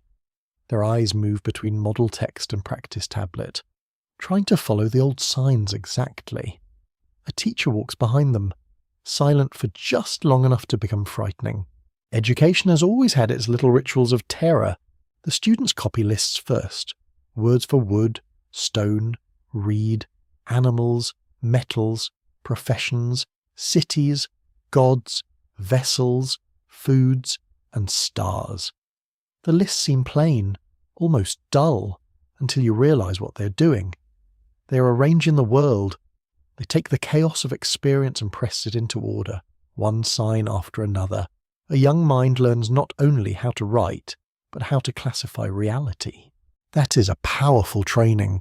The Sumerian scribal school, often called the tablet house by modern scholars, helped preserve older language, literature, and administrative skill across generations. Excavated school tablets from Mesopotamian sites show repeated exercises, lexical lists, model contracts, proverbs, hymns, and mathematical problems. Researchers at major institutions, including the University of Pennsylvania, Yale, and Chicago, have studied these tablets as evidence of formal training in writing and cultural memory. The mainstream fact is quietly remarkable. Scribes did not only record civilization, they reproduced it. They copied the words that made official life possible. They learned how to calculate rations, mark land, document loans, write letters, praise gods, and preserve ancient stories. They stood between spoken life and lasting memory.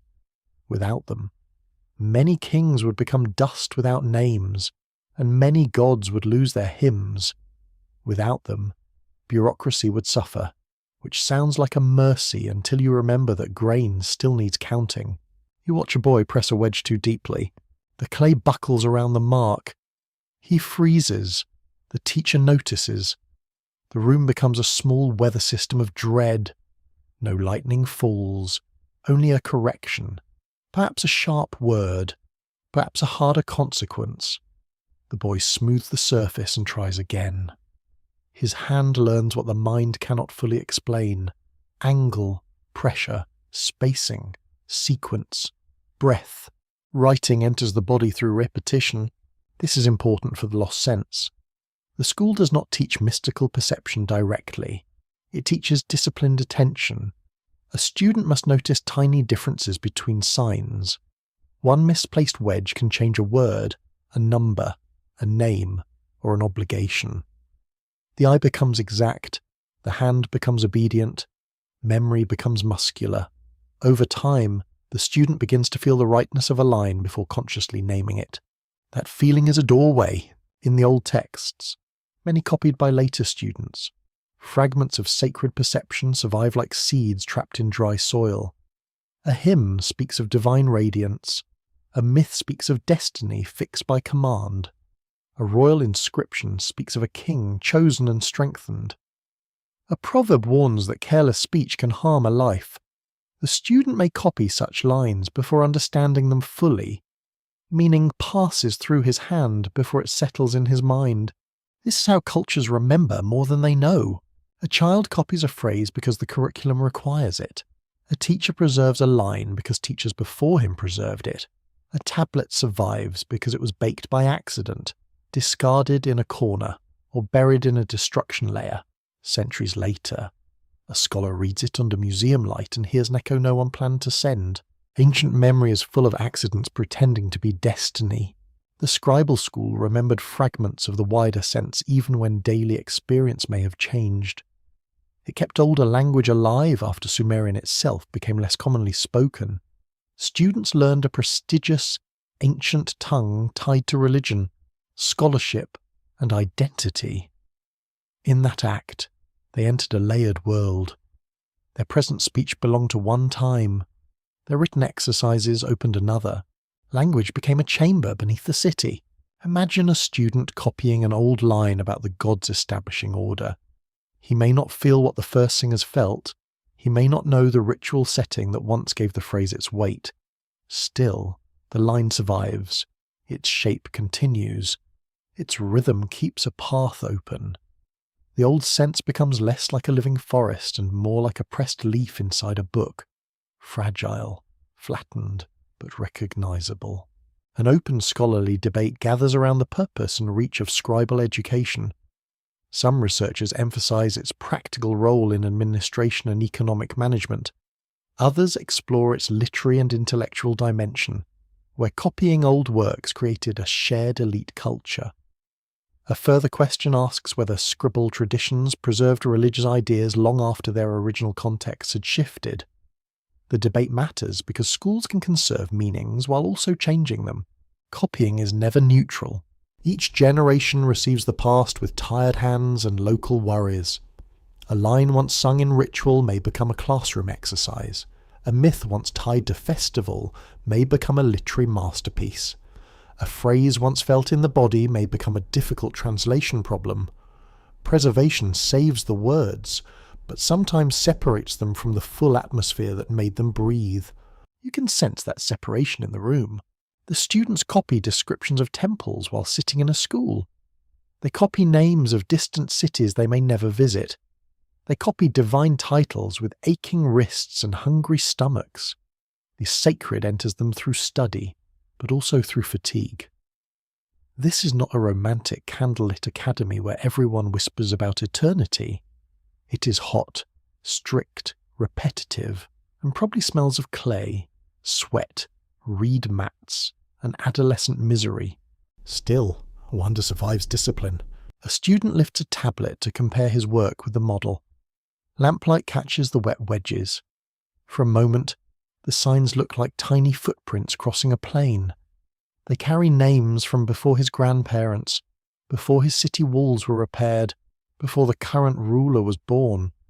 They carry a world where words descended, kingship moved, floods divided ages, and gods approached through hidden rooms.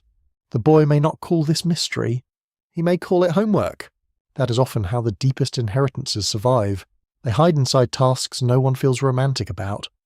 A proverb copied for practice preserves social wisdom. A god list preserves an old map of divine relationships. A lexical list preserves plants, animals, tools, and professions from vanished landscapes. A hymn preserves gestures of awe. A mathematical tablet preserves the discipline of measured thought. The lost sense continues as structure. It survives in ordering, grouping, repeating, and remembering. It survives in the conviction that the world can be read if signs are arranged correctly. Scribal training transforms that conviction into professional skill. The scribe becomes an official reader of reality. He reads clay, seals, numbers, names, contracts, omens, letters, and royal claims. He stands at the edge between perception and authority. A quirky fringed tidbit waits among the tablet shelves, trying very hard to look official. Some modern writers claim scribal schools preserved coded messages about lost perception, star beings, or hidden sciences disguised as myths. They search god lists, number systems, and creation stories for secret keys. Mainstream scholarship sees scribal materials as products of education, religion, administration, and literary tradition, not encrypted manuals. Yet the instinct to look for hidden systems is not completely absurd. The tablets really are filled with systems. Lists are systems. Rituals are systems. Cities are systems. Even memory becomes a system when scribes take charge of it. What was once passed through song, gesture, and communal experience becomes increasingly fixed in clay. That gives the past a new durability. It also gives it edges. The flowing world of perception is pressed into signs, and signs can outlive the living sense that produced them. You hear the teacher recite a line. The students repeat it, unevenly at first, then together. Their voices are soft, uncertain, and strangely beautiful. The room fills with old words moving through young mouths. Outside, the city continues trading, baking, arguing, praying, and sweating under the sun. Inside, a fragment of the oldest memory is rehearsed again. No one in the room knows what will survive. The teacher does not know that distant centuries will lift school tablets from ruins and call them evidence. The students do not know that their mistakes will become precious. The boy with the damaged wedge does not know that someone may one day study his error with tenderness. They only know the lesson, the clay, the pressure of the hand, and the demand to copy correctly. That is enough, because through these small acts, the old perception remains faintly present, not as a blazing power, not as a certainty, as a pattern learned by repetition, as a respect for signs, as the belief that hidden order can be approached through disciplined attention. And in the quiet tablet house where children press memory into mud, the vanished sense continues to whisper through lessons they do not yet understand. The night air shifts, and the river plain opens into roads reaching farther than Sumer ever stood. You remain with the same mystery, yet the horizon widens. Caravans leave the city gates with loaded donkeys, sealed jars, wool, timber, stone, metal, and stories clinging to every bundle. Boats move along canals and rivers, their hulls low with goods and gossip. A merchant carries more than weight. He carries phrases, rituals, gestures, fears, jokes, prices, and rumours about strange lands where people worship different gods with the same human urgency. Civilization travels in fragments. A seal impression moves from one city to another. A myth changes shape in another tongue. A flood story is remembered beside another river. A sacred mountain becomes a temple platform, then becomes a dream of ascent elsewhere. No culture is an island, though many rulers behave as if geography personally respects them. Ideas cross borders with traders, captives, brides, scribes, craftsmen, and soldiers. They rarely ask permission.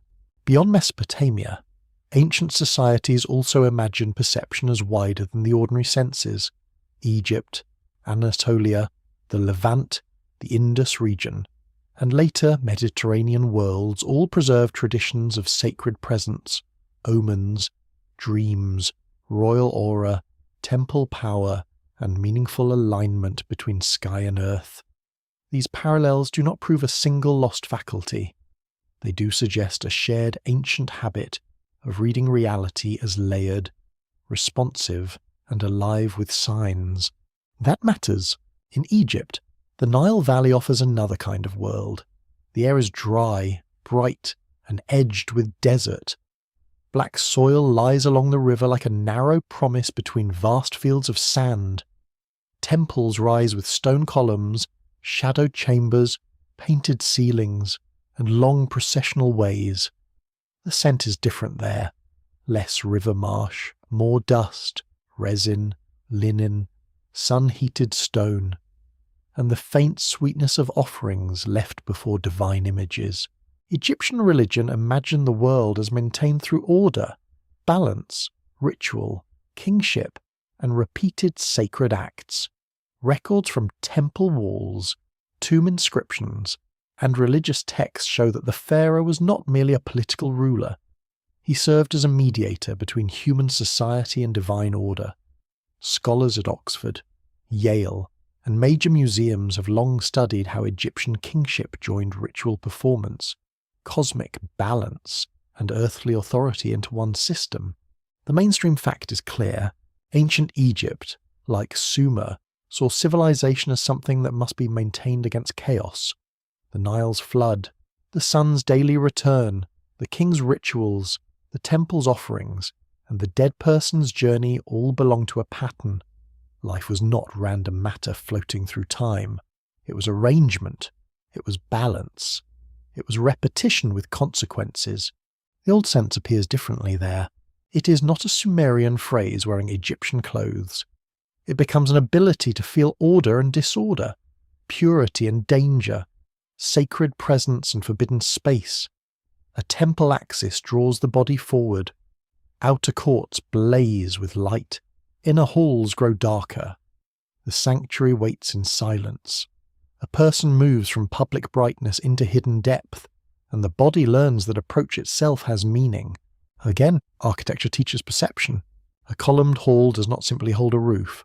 It slows footsteps. It dims the eye. It turns the ceiling into a sky of painted stars. It makes the human body feel small, enclosed, guided, and watched. The divine image, hidden in its shrine, becomes more powerful because not everyone sees it. Absence sharpens attention. Distance becomes sacred.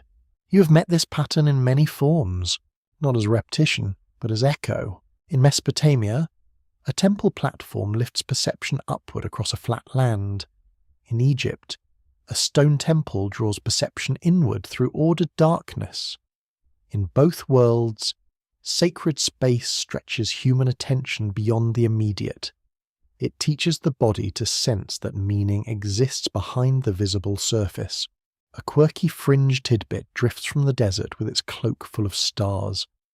Some enthusiasts claim Egyptian temples and Mesopotamian ziggurats were built as parts of a worldwide network for forgotten perception. They connect alignments, star imagery, sacred numbers, and myths of divine beings into one grand design. Mainstream scholars do not accept such a unified ancient technology. Yet the comparison is tempting because ancient builders really did use orientation, rhythm, proportion, and celestial symbolism with great care. The safer wonder is already enough. Human beings built places that changed consciousness. They built spaces where sound lengthened, light narrowed, scent lingered, and bodies moved according to inherited patterns. Whether along the Nile or between the Tigris and Euphrates, sacred architecture turned perception into ceremony. It didn't need hidden engines. People were the engines. The same kind of echo appears in dreams. Across ancient societies, dreams were not treated as random little films made by the sleeping brain, though honestly some modern dreams do deserve complaints from the management. Dreams could be messages, warnings, visitations, or glimpses into hidden arrangements.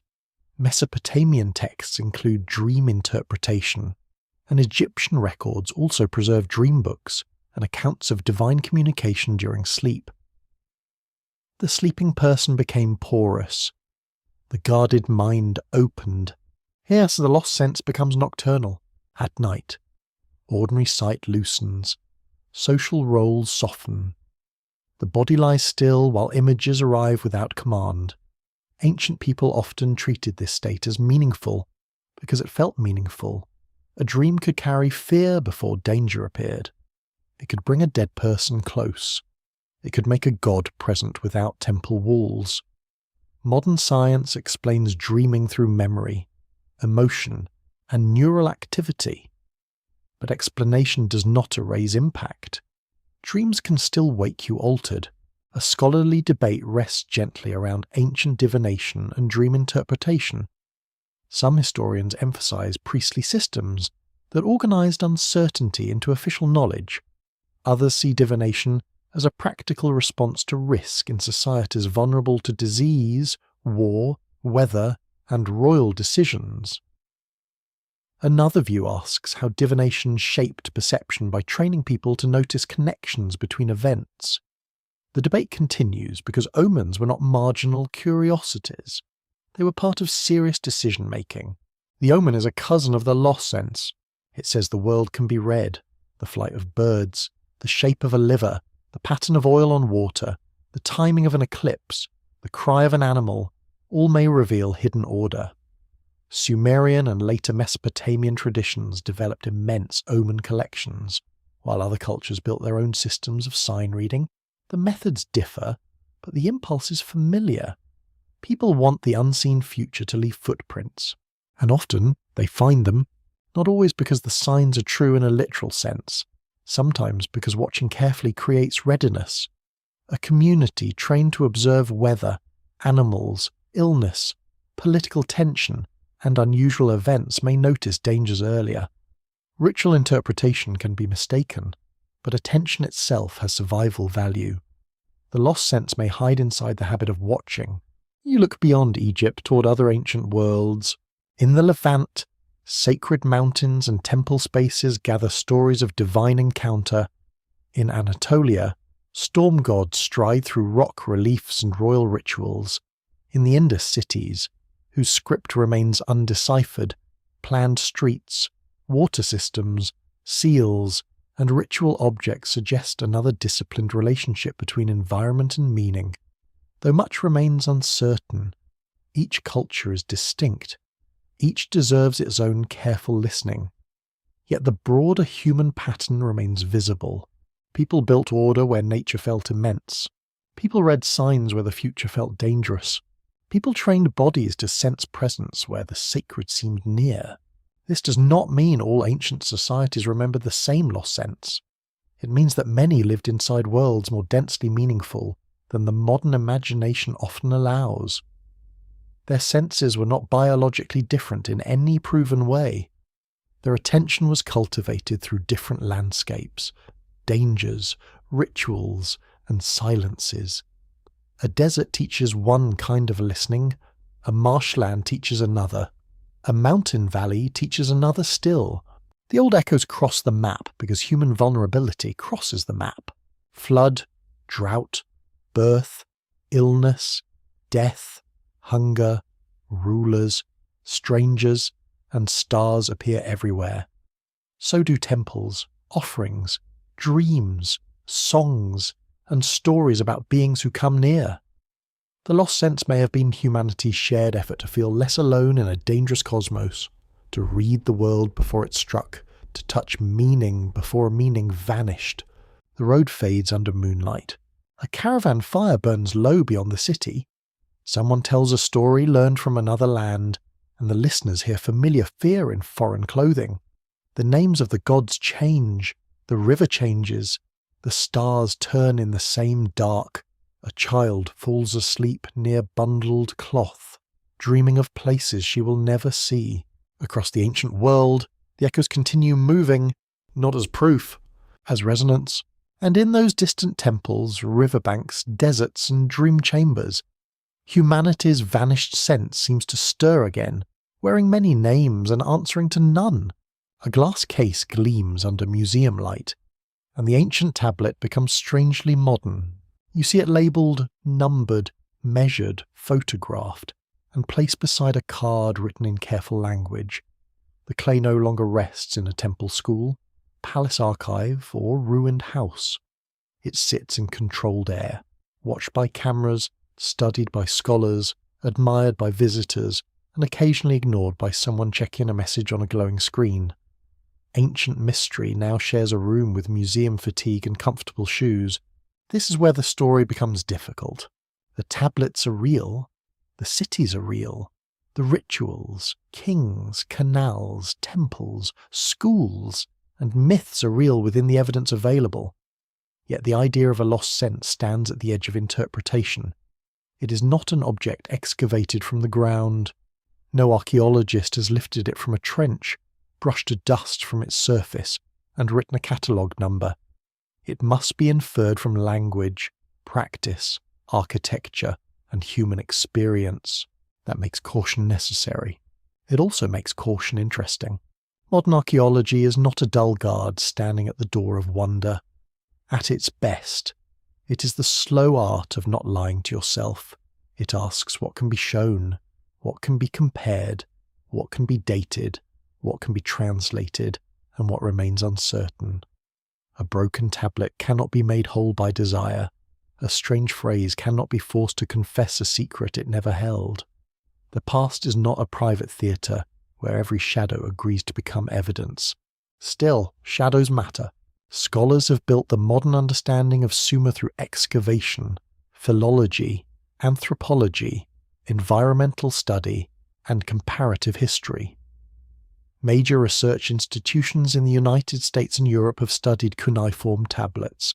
Settlement patterns, irrigation, diet, trade, and temple economies. Records confirm that Sumerian civilization was deeply literate in administration, richly mythic in imagination, and intensely structured through temple, palace, household, and field. That is already remarkable. There is no need to add lightning to every brick. Yet people do add it. Around Sumer, fringe theories gather like moths around a lamp. They speak of ancient astronauts, hidden technologies, psychic communication, lost frequencies, star maps, genetic manipulation, and forbidden truths suppressed by institutions. Some of these theories are harmlessly theatrical. Others distort ancient people until their actual achievements disappear. When every great building must be explained by visitors from elsewhere, the human hands that made it are quietly insulted, and those hands deserve better. The mud brick maker deserves better. The canal digger deserves better. The scribe with sore fingers deserves better. The priest, singer, brewer, shepherd, midwife, potter, and child carrying water all deserve better. Ancient people were not confused moderns waiting for science to arrive and rescue them.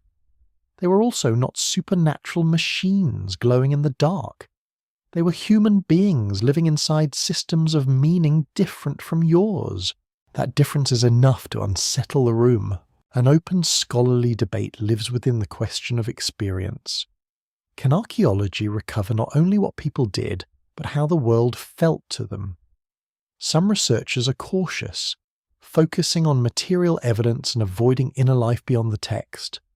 Others explore sensory archaeology, ritual experience, embodied cognition, and the ways built spaces shape perception. This debate is alive because every artifact carries two histories, the history of its making and the history of its being felt. You can measure a temple wall. You cannot easily measure ore, but ore leaves traces. It leaves them in stairways built higher than practical need. It leaves them in offerings repeated for centuries. It leaves them in hymns where divine presence bends language toward brilliance. It leaves them in burial goods, protective amulets, ritual vessels, and carefully arranged thresholds. No instrument can directly record ancient reverence, but the labour spent on sacred places suggests that reverence was not casual. The lost sense may belong to this zone, not proven as a vanished biological faculty, not dismissible as childish superstition.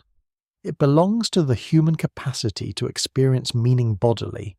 Modern scholars can study the conditions that produce such experience without claiming that ancient gods walked through the museum at closing time.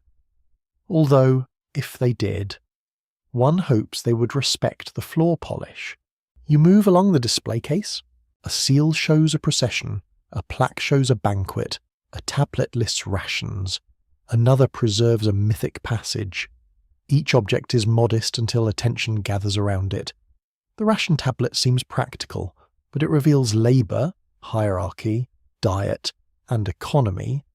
The seal seems decorative, but it reveals identity, authority, and narrative imagination. The myth seems strange, but it reveals how people place themselves inside time. Interpretation is the real excavation now. The spade enters soil, the mind enters pattern. A quirky fringe tidbit appears in the museum shop, because of course it does. Books with dramatic covers announce that Sumerian records reveal suppressed origins, alien rulers, or lost powers. They often use real names from ancient texts, then detach them from grammar, context, and evidence. A god becomes an engineer. A myth becomes a report.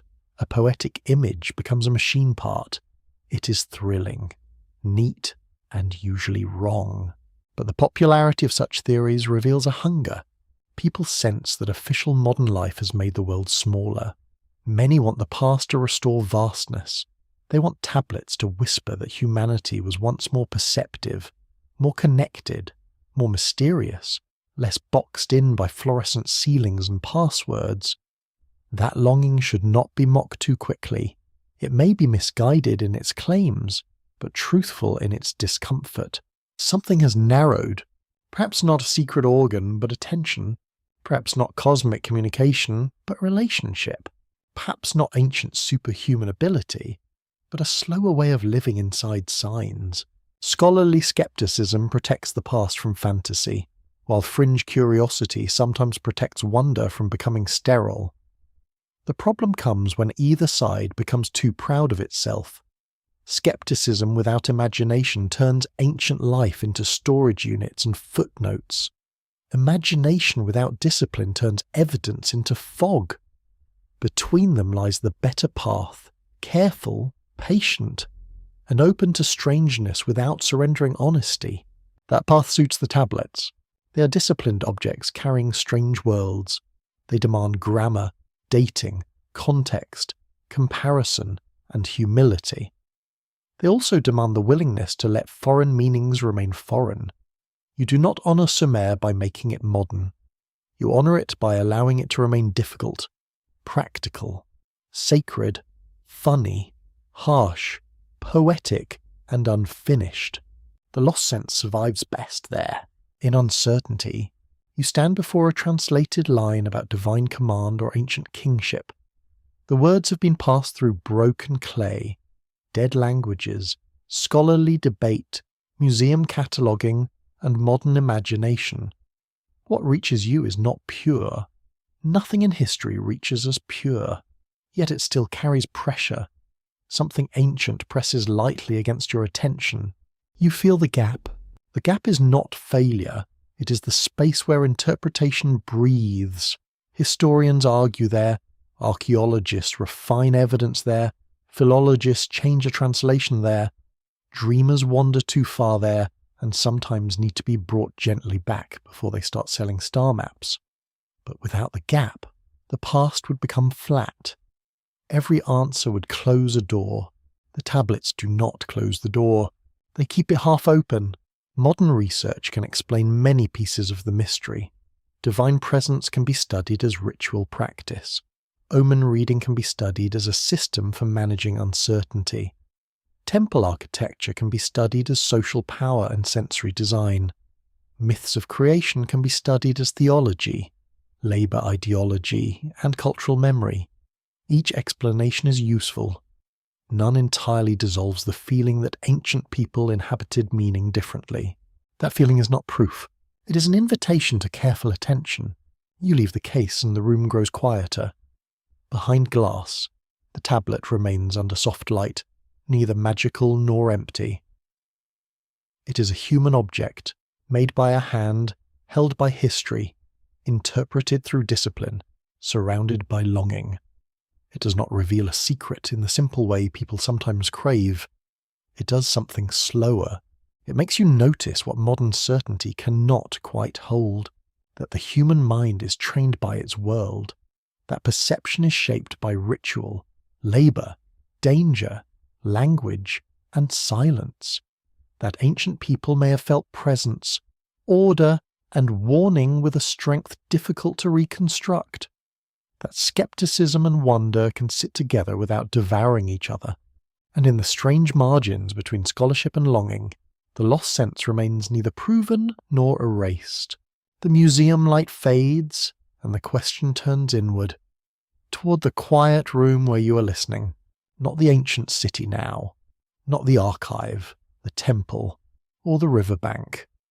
The trail has entered the human body, which is inconvenient because bodies are poor at behaving like clean evidence. They tremble, misread, remember, anticipate, and invent. They are also where every world must finally arrive. A tablet can preserve a sign, but only a living mind can feel it become strange. So you listen to yourself. You notice the small signals that usually pass uninvited through ordinary life. A change in the air before rain, a sudden unease in a hallway, the feeling that someone is looking at you before you turn, the pressure of a dream that remains after waking, the room that feels wrong, though no object has moved. Modern science can explain many such moments through pattern recognition, unconscious attention, body language, sound, smell, memory, and prediction. That explanation matters. It does not make the experience meaningless. The brain is not a cold camera. It is an ancient prediction engine, always guessing what comes next, always preparing the body before conscious thought has finished its speech. Research from leading American universities has shown that perception is shaped by expectation, emotion, memory, and bodily state. You do not simply receive the world, you participate in building it. That is the mainstream fact beneath your skin. The Sumerian mystery becomes less remote once you understand this. A lost sense need not mean a vanished supernatural organ. It may mean a lost confidence in the body's layered attention. Ancient people lived among signs because their survival and religion trained them to do so. You live among signals too, but many are muffled by speed, light, noise, and constant interruption. Your phone vibrates. Naturally, the gods are not impressed. Modern life scatters attention into small pieces, messages, engines, screens, advertisements, schedules, and endless little alarms pull the mind outward and flatten the slow awareness that once gathered around weather, silence, season, and human presence. This does not make modern people inferior. It makes them differently trained. Your senses are still alive, but they are often forced to serve urgency rather than depth. Still, remnants appear. Instinct is one remnant. Not perfect instinct, of course. Human intuition can be foolish, biased, overconfident, and occasionally convinced that an unread email is a mortal threat. Yet intuition also gathers subtle information before language forms. A face tightens, a voice changes, a pause lasts too long, a street becomes too quiet. The body combines countless small observations and sends one simple message. Something is different. Ancient people may have trusted that message more often, because their worlds demanded it. A herder had to sense animal restlessness. A farmer had to notice a change in wind. A traveller had to read strangers quickly. A temple singer had to feel when the room had settled. A ruler had to sense public mood, though many rulers across history have shown a heroic talent for ignoring it. The old faculty may survive as social perception. You feel tension before an argument begins. You sense grief in a room before anyone speaks of it. You notice when laughter becomes too loud, when politeness becomes brittle, when a crowd changes from patient to dangerous. These are not magical moments. They are forms of embodied reading. The nervous system listens to other nervous systems, trading signals faster than speech. The Sumerian city would have magnified such reading. Crowded streets, shared rituals, visible hierarchy, dependence on labour, and constant divine interpretation created a world where every body watched every other body. Status had posture, fear had smell, authority had rhythm, sacred presence had choreography.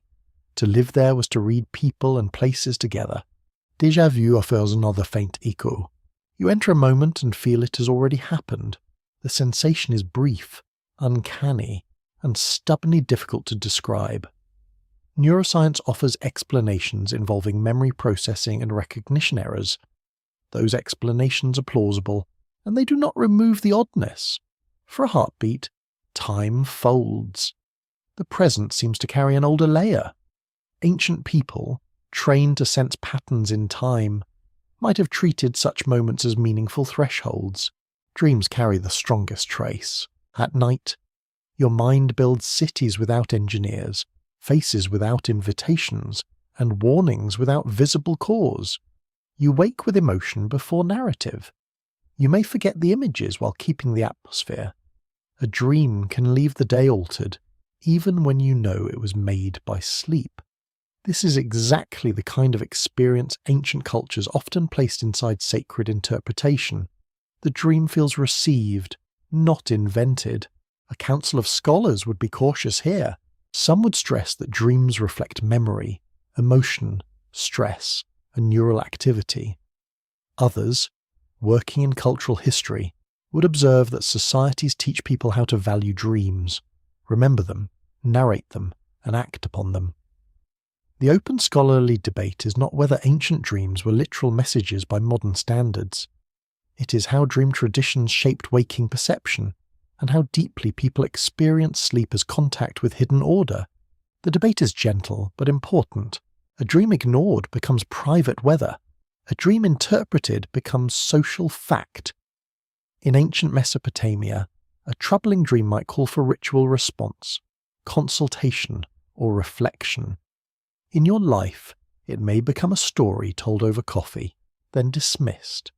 The difference is not only belief, it is the structure waiting to receive the experience. The lost sense needs a receiving structure. Without language, it becomes mood. Without ritual, it becomes passing unease. Without shared attention, it becomes something you forget while looking for your keys. Ancient cultures gave such experiences names, places, specialists, gestures, and consequences. That made them larger. It also made them more dangerous, and because meaning can comfort or control, you sit with that balance. Perhaps the longer sense still sleeps inside you, not as certainty, but as capacity. It waits in your attention to atmosphere. It waits in the way silence changes before someone speaks honestly. It waits in your skin when thunder rolls beyond the windows. It waits in the memory of places that seem full, though no one is there. It waits in the grief that makes ordinary objects glow with unbearable meaning. These experiences are fragile. They cannot be forced without becoming theatre. They cannot be proved by insistence. They arrive sideways, often when the mind is slow, tired, quiet, or unguarded. That may be why bedtime is a fitting place for them. In darkness, the modern world loosens its grip. The room becomes softer. Distant sounds travel farther. Thoughts drift toward older shapes. A quirky fringe tidbit glimmers at this threshold. Some modern seekers believe humanity can reactivate ancient perception through meditation, sound, sacred geometry, or contact with hidden forces. Some practices may genuinely sharpen attention, breathing, and bodily awareness. Claims of guaranteed lost powers remain unproven, yet the desire behind them is understandable. People want to feel the world again, not merely manage it. That desire is human. It may even be ancient. The Sumerian records do not hand you a lost sense like a recovered jewel. They suggest a different relationship with perception, a world where signs mattered, a world where presence gathered, a world where language, ritual, labour, and landscape trained people to feel woven into visible and invisible orders. Something like that may still be possible in small moments. You do not need to invent gods in the corners. You only need to notice how much your body already knows before words arrive. The warmth of a familiar room, the unease of a false smile, the hush after a meaningful sentence, the animal alertness before bad news, the comfort of rain heard from safety, the strange peace of looking at stars, while knowing the first cities watch them without electric glare. The old sense is not fully yours. It is not fully gone. It sleeps in the borderlands of attention, where instinct meets memory, where dream meets fear, where silence becomes almost shaped. And perhaps the ancient tablets feel so powerful because they remind you of something your body has never entirely forgotten. The last tablet rests in shadow, and the mystery refuses to become obedient. That refusal is fitting. Ancient history rarely gives a clean ending. It gives broken clay, scattered bricks, repeated names, uncertain translations, and human longing arranged around gaps. You may want the records to say plainly that humanity once possessed a sixth sense, a seventh sense, or some vast perception sealed away by flood, gods, kings, or time. But the tablets do not speak like that. They speak older than certainty. They suggest. They do not surrender. You stand once more at the edge of Sumer, where canals cut dark lines through the plain, and the evening wind moves over reeds. The city is neither dream nor proof. It is work, hunger, rank, prayer, smoke, argument, and memory. A temple rises above it, holding the last light. A scribe closes his hand around a reed stylus. Somewhere, a family eats bread in a courtyard, while stars appear one by one above the roofs. Nothing here is simple.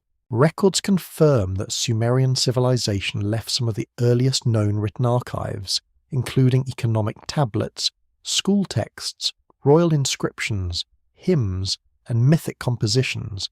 Scholars from leading universities and museums have spent generations reconstructing these worlds from fragments. The mainstream fact remains astonishing. A civilization made of mud brick and river silt found a way to send its inner patterns across thousands of years. That alone feels almost supernatural, yet the deeper question remains quietly alive. What did those people feel when they spoke of divine decrees, descending kingship, sacred presence, flood, destiny, and order? Did they merely believe these things as ideas, or did their bodies, trained by ritual and landscape, experience them as part of perception itself? The answer cannot be sealed like a jar. It must remain open, because the evidence reaches only so far. An open scholarly debate circles this question with care. Some historians emphasize language, politics, and theology, seeing the old texts as expressions of institutions and elite power. Others study ritual experience, sensory worlds, and embodied cognition, asking how ancient life shaped what people noticed and trusted. The disagreement is valuable. It keeps wonder from becoming careless, and caution from becoming blind. You can hold both. You can admit that no tablet proves a vanished human faculty in the literal sense. You can also admit that modern life may have forgotten ways of attending that once felt as real as sight. Ancient people read sky, water, smoke, posture, dream, animal motion, and sacred timing with disciplined seriousness. Their world was not empty matter waiting to be explained. It was a living field of relationships. The longest sense may have been that relationship, not a hidden eye, not a secret organ, not a glowing power reserved for chosen kings or whispering priests. It may have been the human capacity to feel connection before explanation, to recognize pattern before words, to sense that a moment belongs to a larger arrangement. It stretched across distance because it linked the visible and the unseen. It stretched across time because it joined ancestors, cities, gods, floods, and futures. It stretched across bodies because crowds, rituals, and households shared emotion before speech. That is why it feels longest. A quirky fringe tidbit lingers here, unwilling to leave without one last mysterious robe. Some modern writers insist that Sumerian records preserve the fall of a higher perception, perhaps lost through divine punishment, cosmic catastrophe, or the departure of powerful beings. Mainstream scholarship does not confirm such claims. Yet the persistence of the idea reveals something tender. People want the ancient world to tell them that modern perception is not complete. Perhaps it is not complete, not because something magical was stolen from the skull, but because attention can wither. A sense can be lost when it is no longer practiced. A language can die while its words remain in dictionaries. A ritual can survive while its feeling drains away. A landscape can remain, yet no one knows how to read it. Loss is not always destruction. Sometimes loss is forgetting how to listen. You stand under the wide sky and feel that possibility settle gently. The ancient city seems to breathe beneath dust.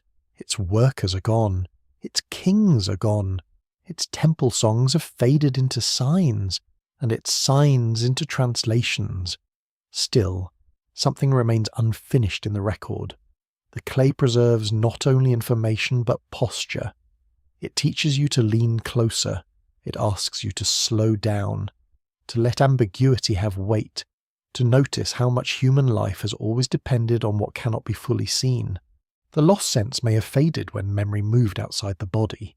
Writing preserved more than any single mind could hold. But it also changed the nature of remembering. Administration protected grain, but it also turned living obligation into countable marks.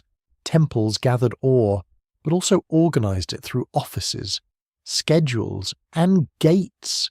Cities made people safer, sometimes, but they also filled the air with noise. Every gain carried a quiet cost. Civilization is always a bargain. Sumer knew this, even if it never wrote the sentence for you. The canal brings life and disease. The wall brings safety and separation. The king brings order and burden. The temple brings meaning and demand. The tablet brings memory and distance. Humanity walks through these bargains with clay on its hands, trying to understand what has been received and what has been traded away. The records do not reveal one final day when the longer sense died. They reveal a slower twilight, a movement from shared perception into specialized knowledge, from bodily reading into written sign, from landscape intimacy into institutional order, from presence felt everywhere into presence guarded behind doors. The old sense does not disappear completely.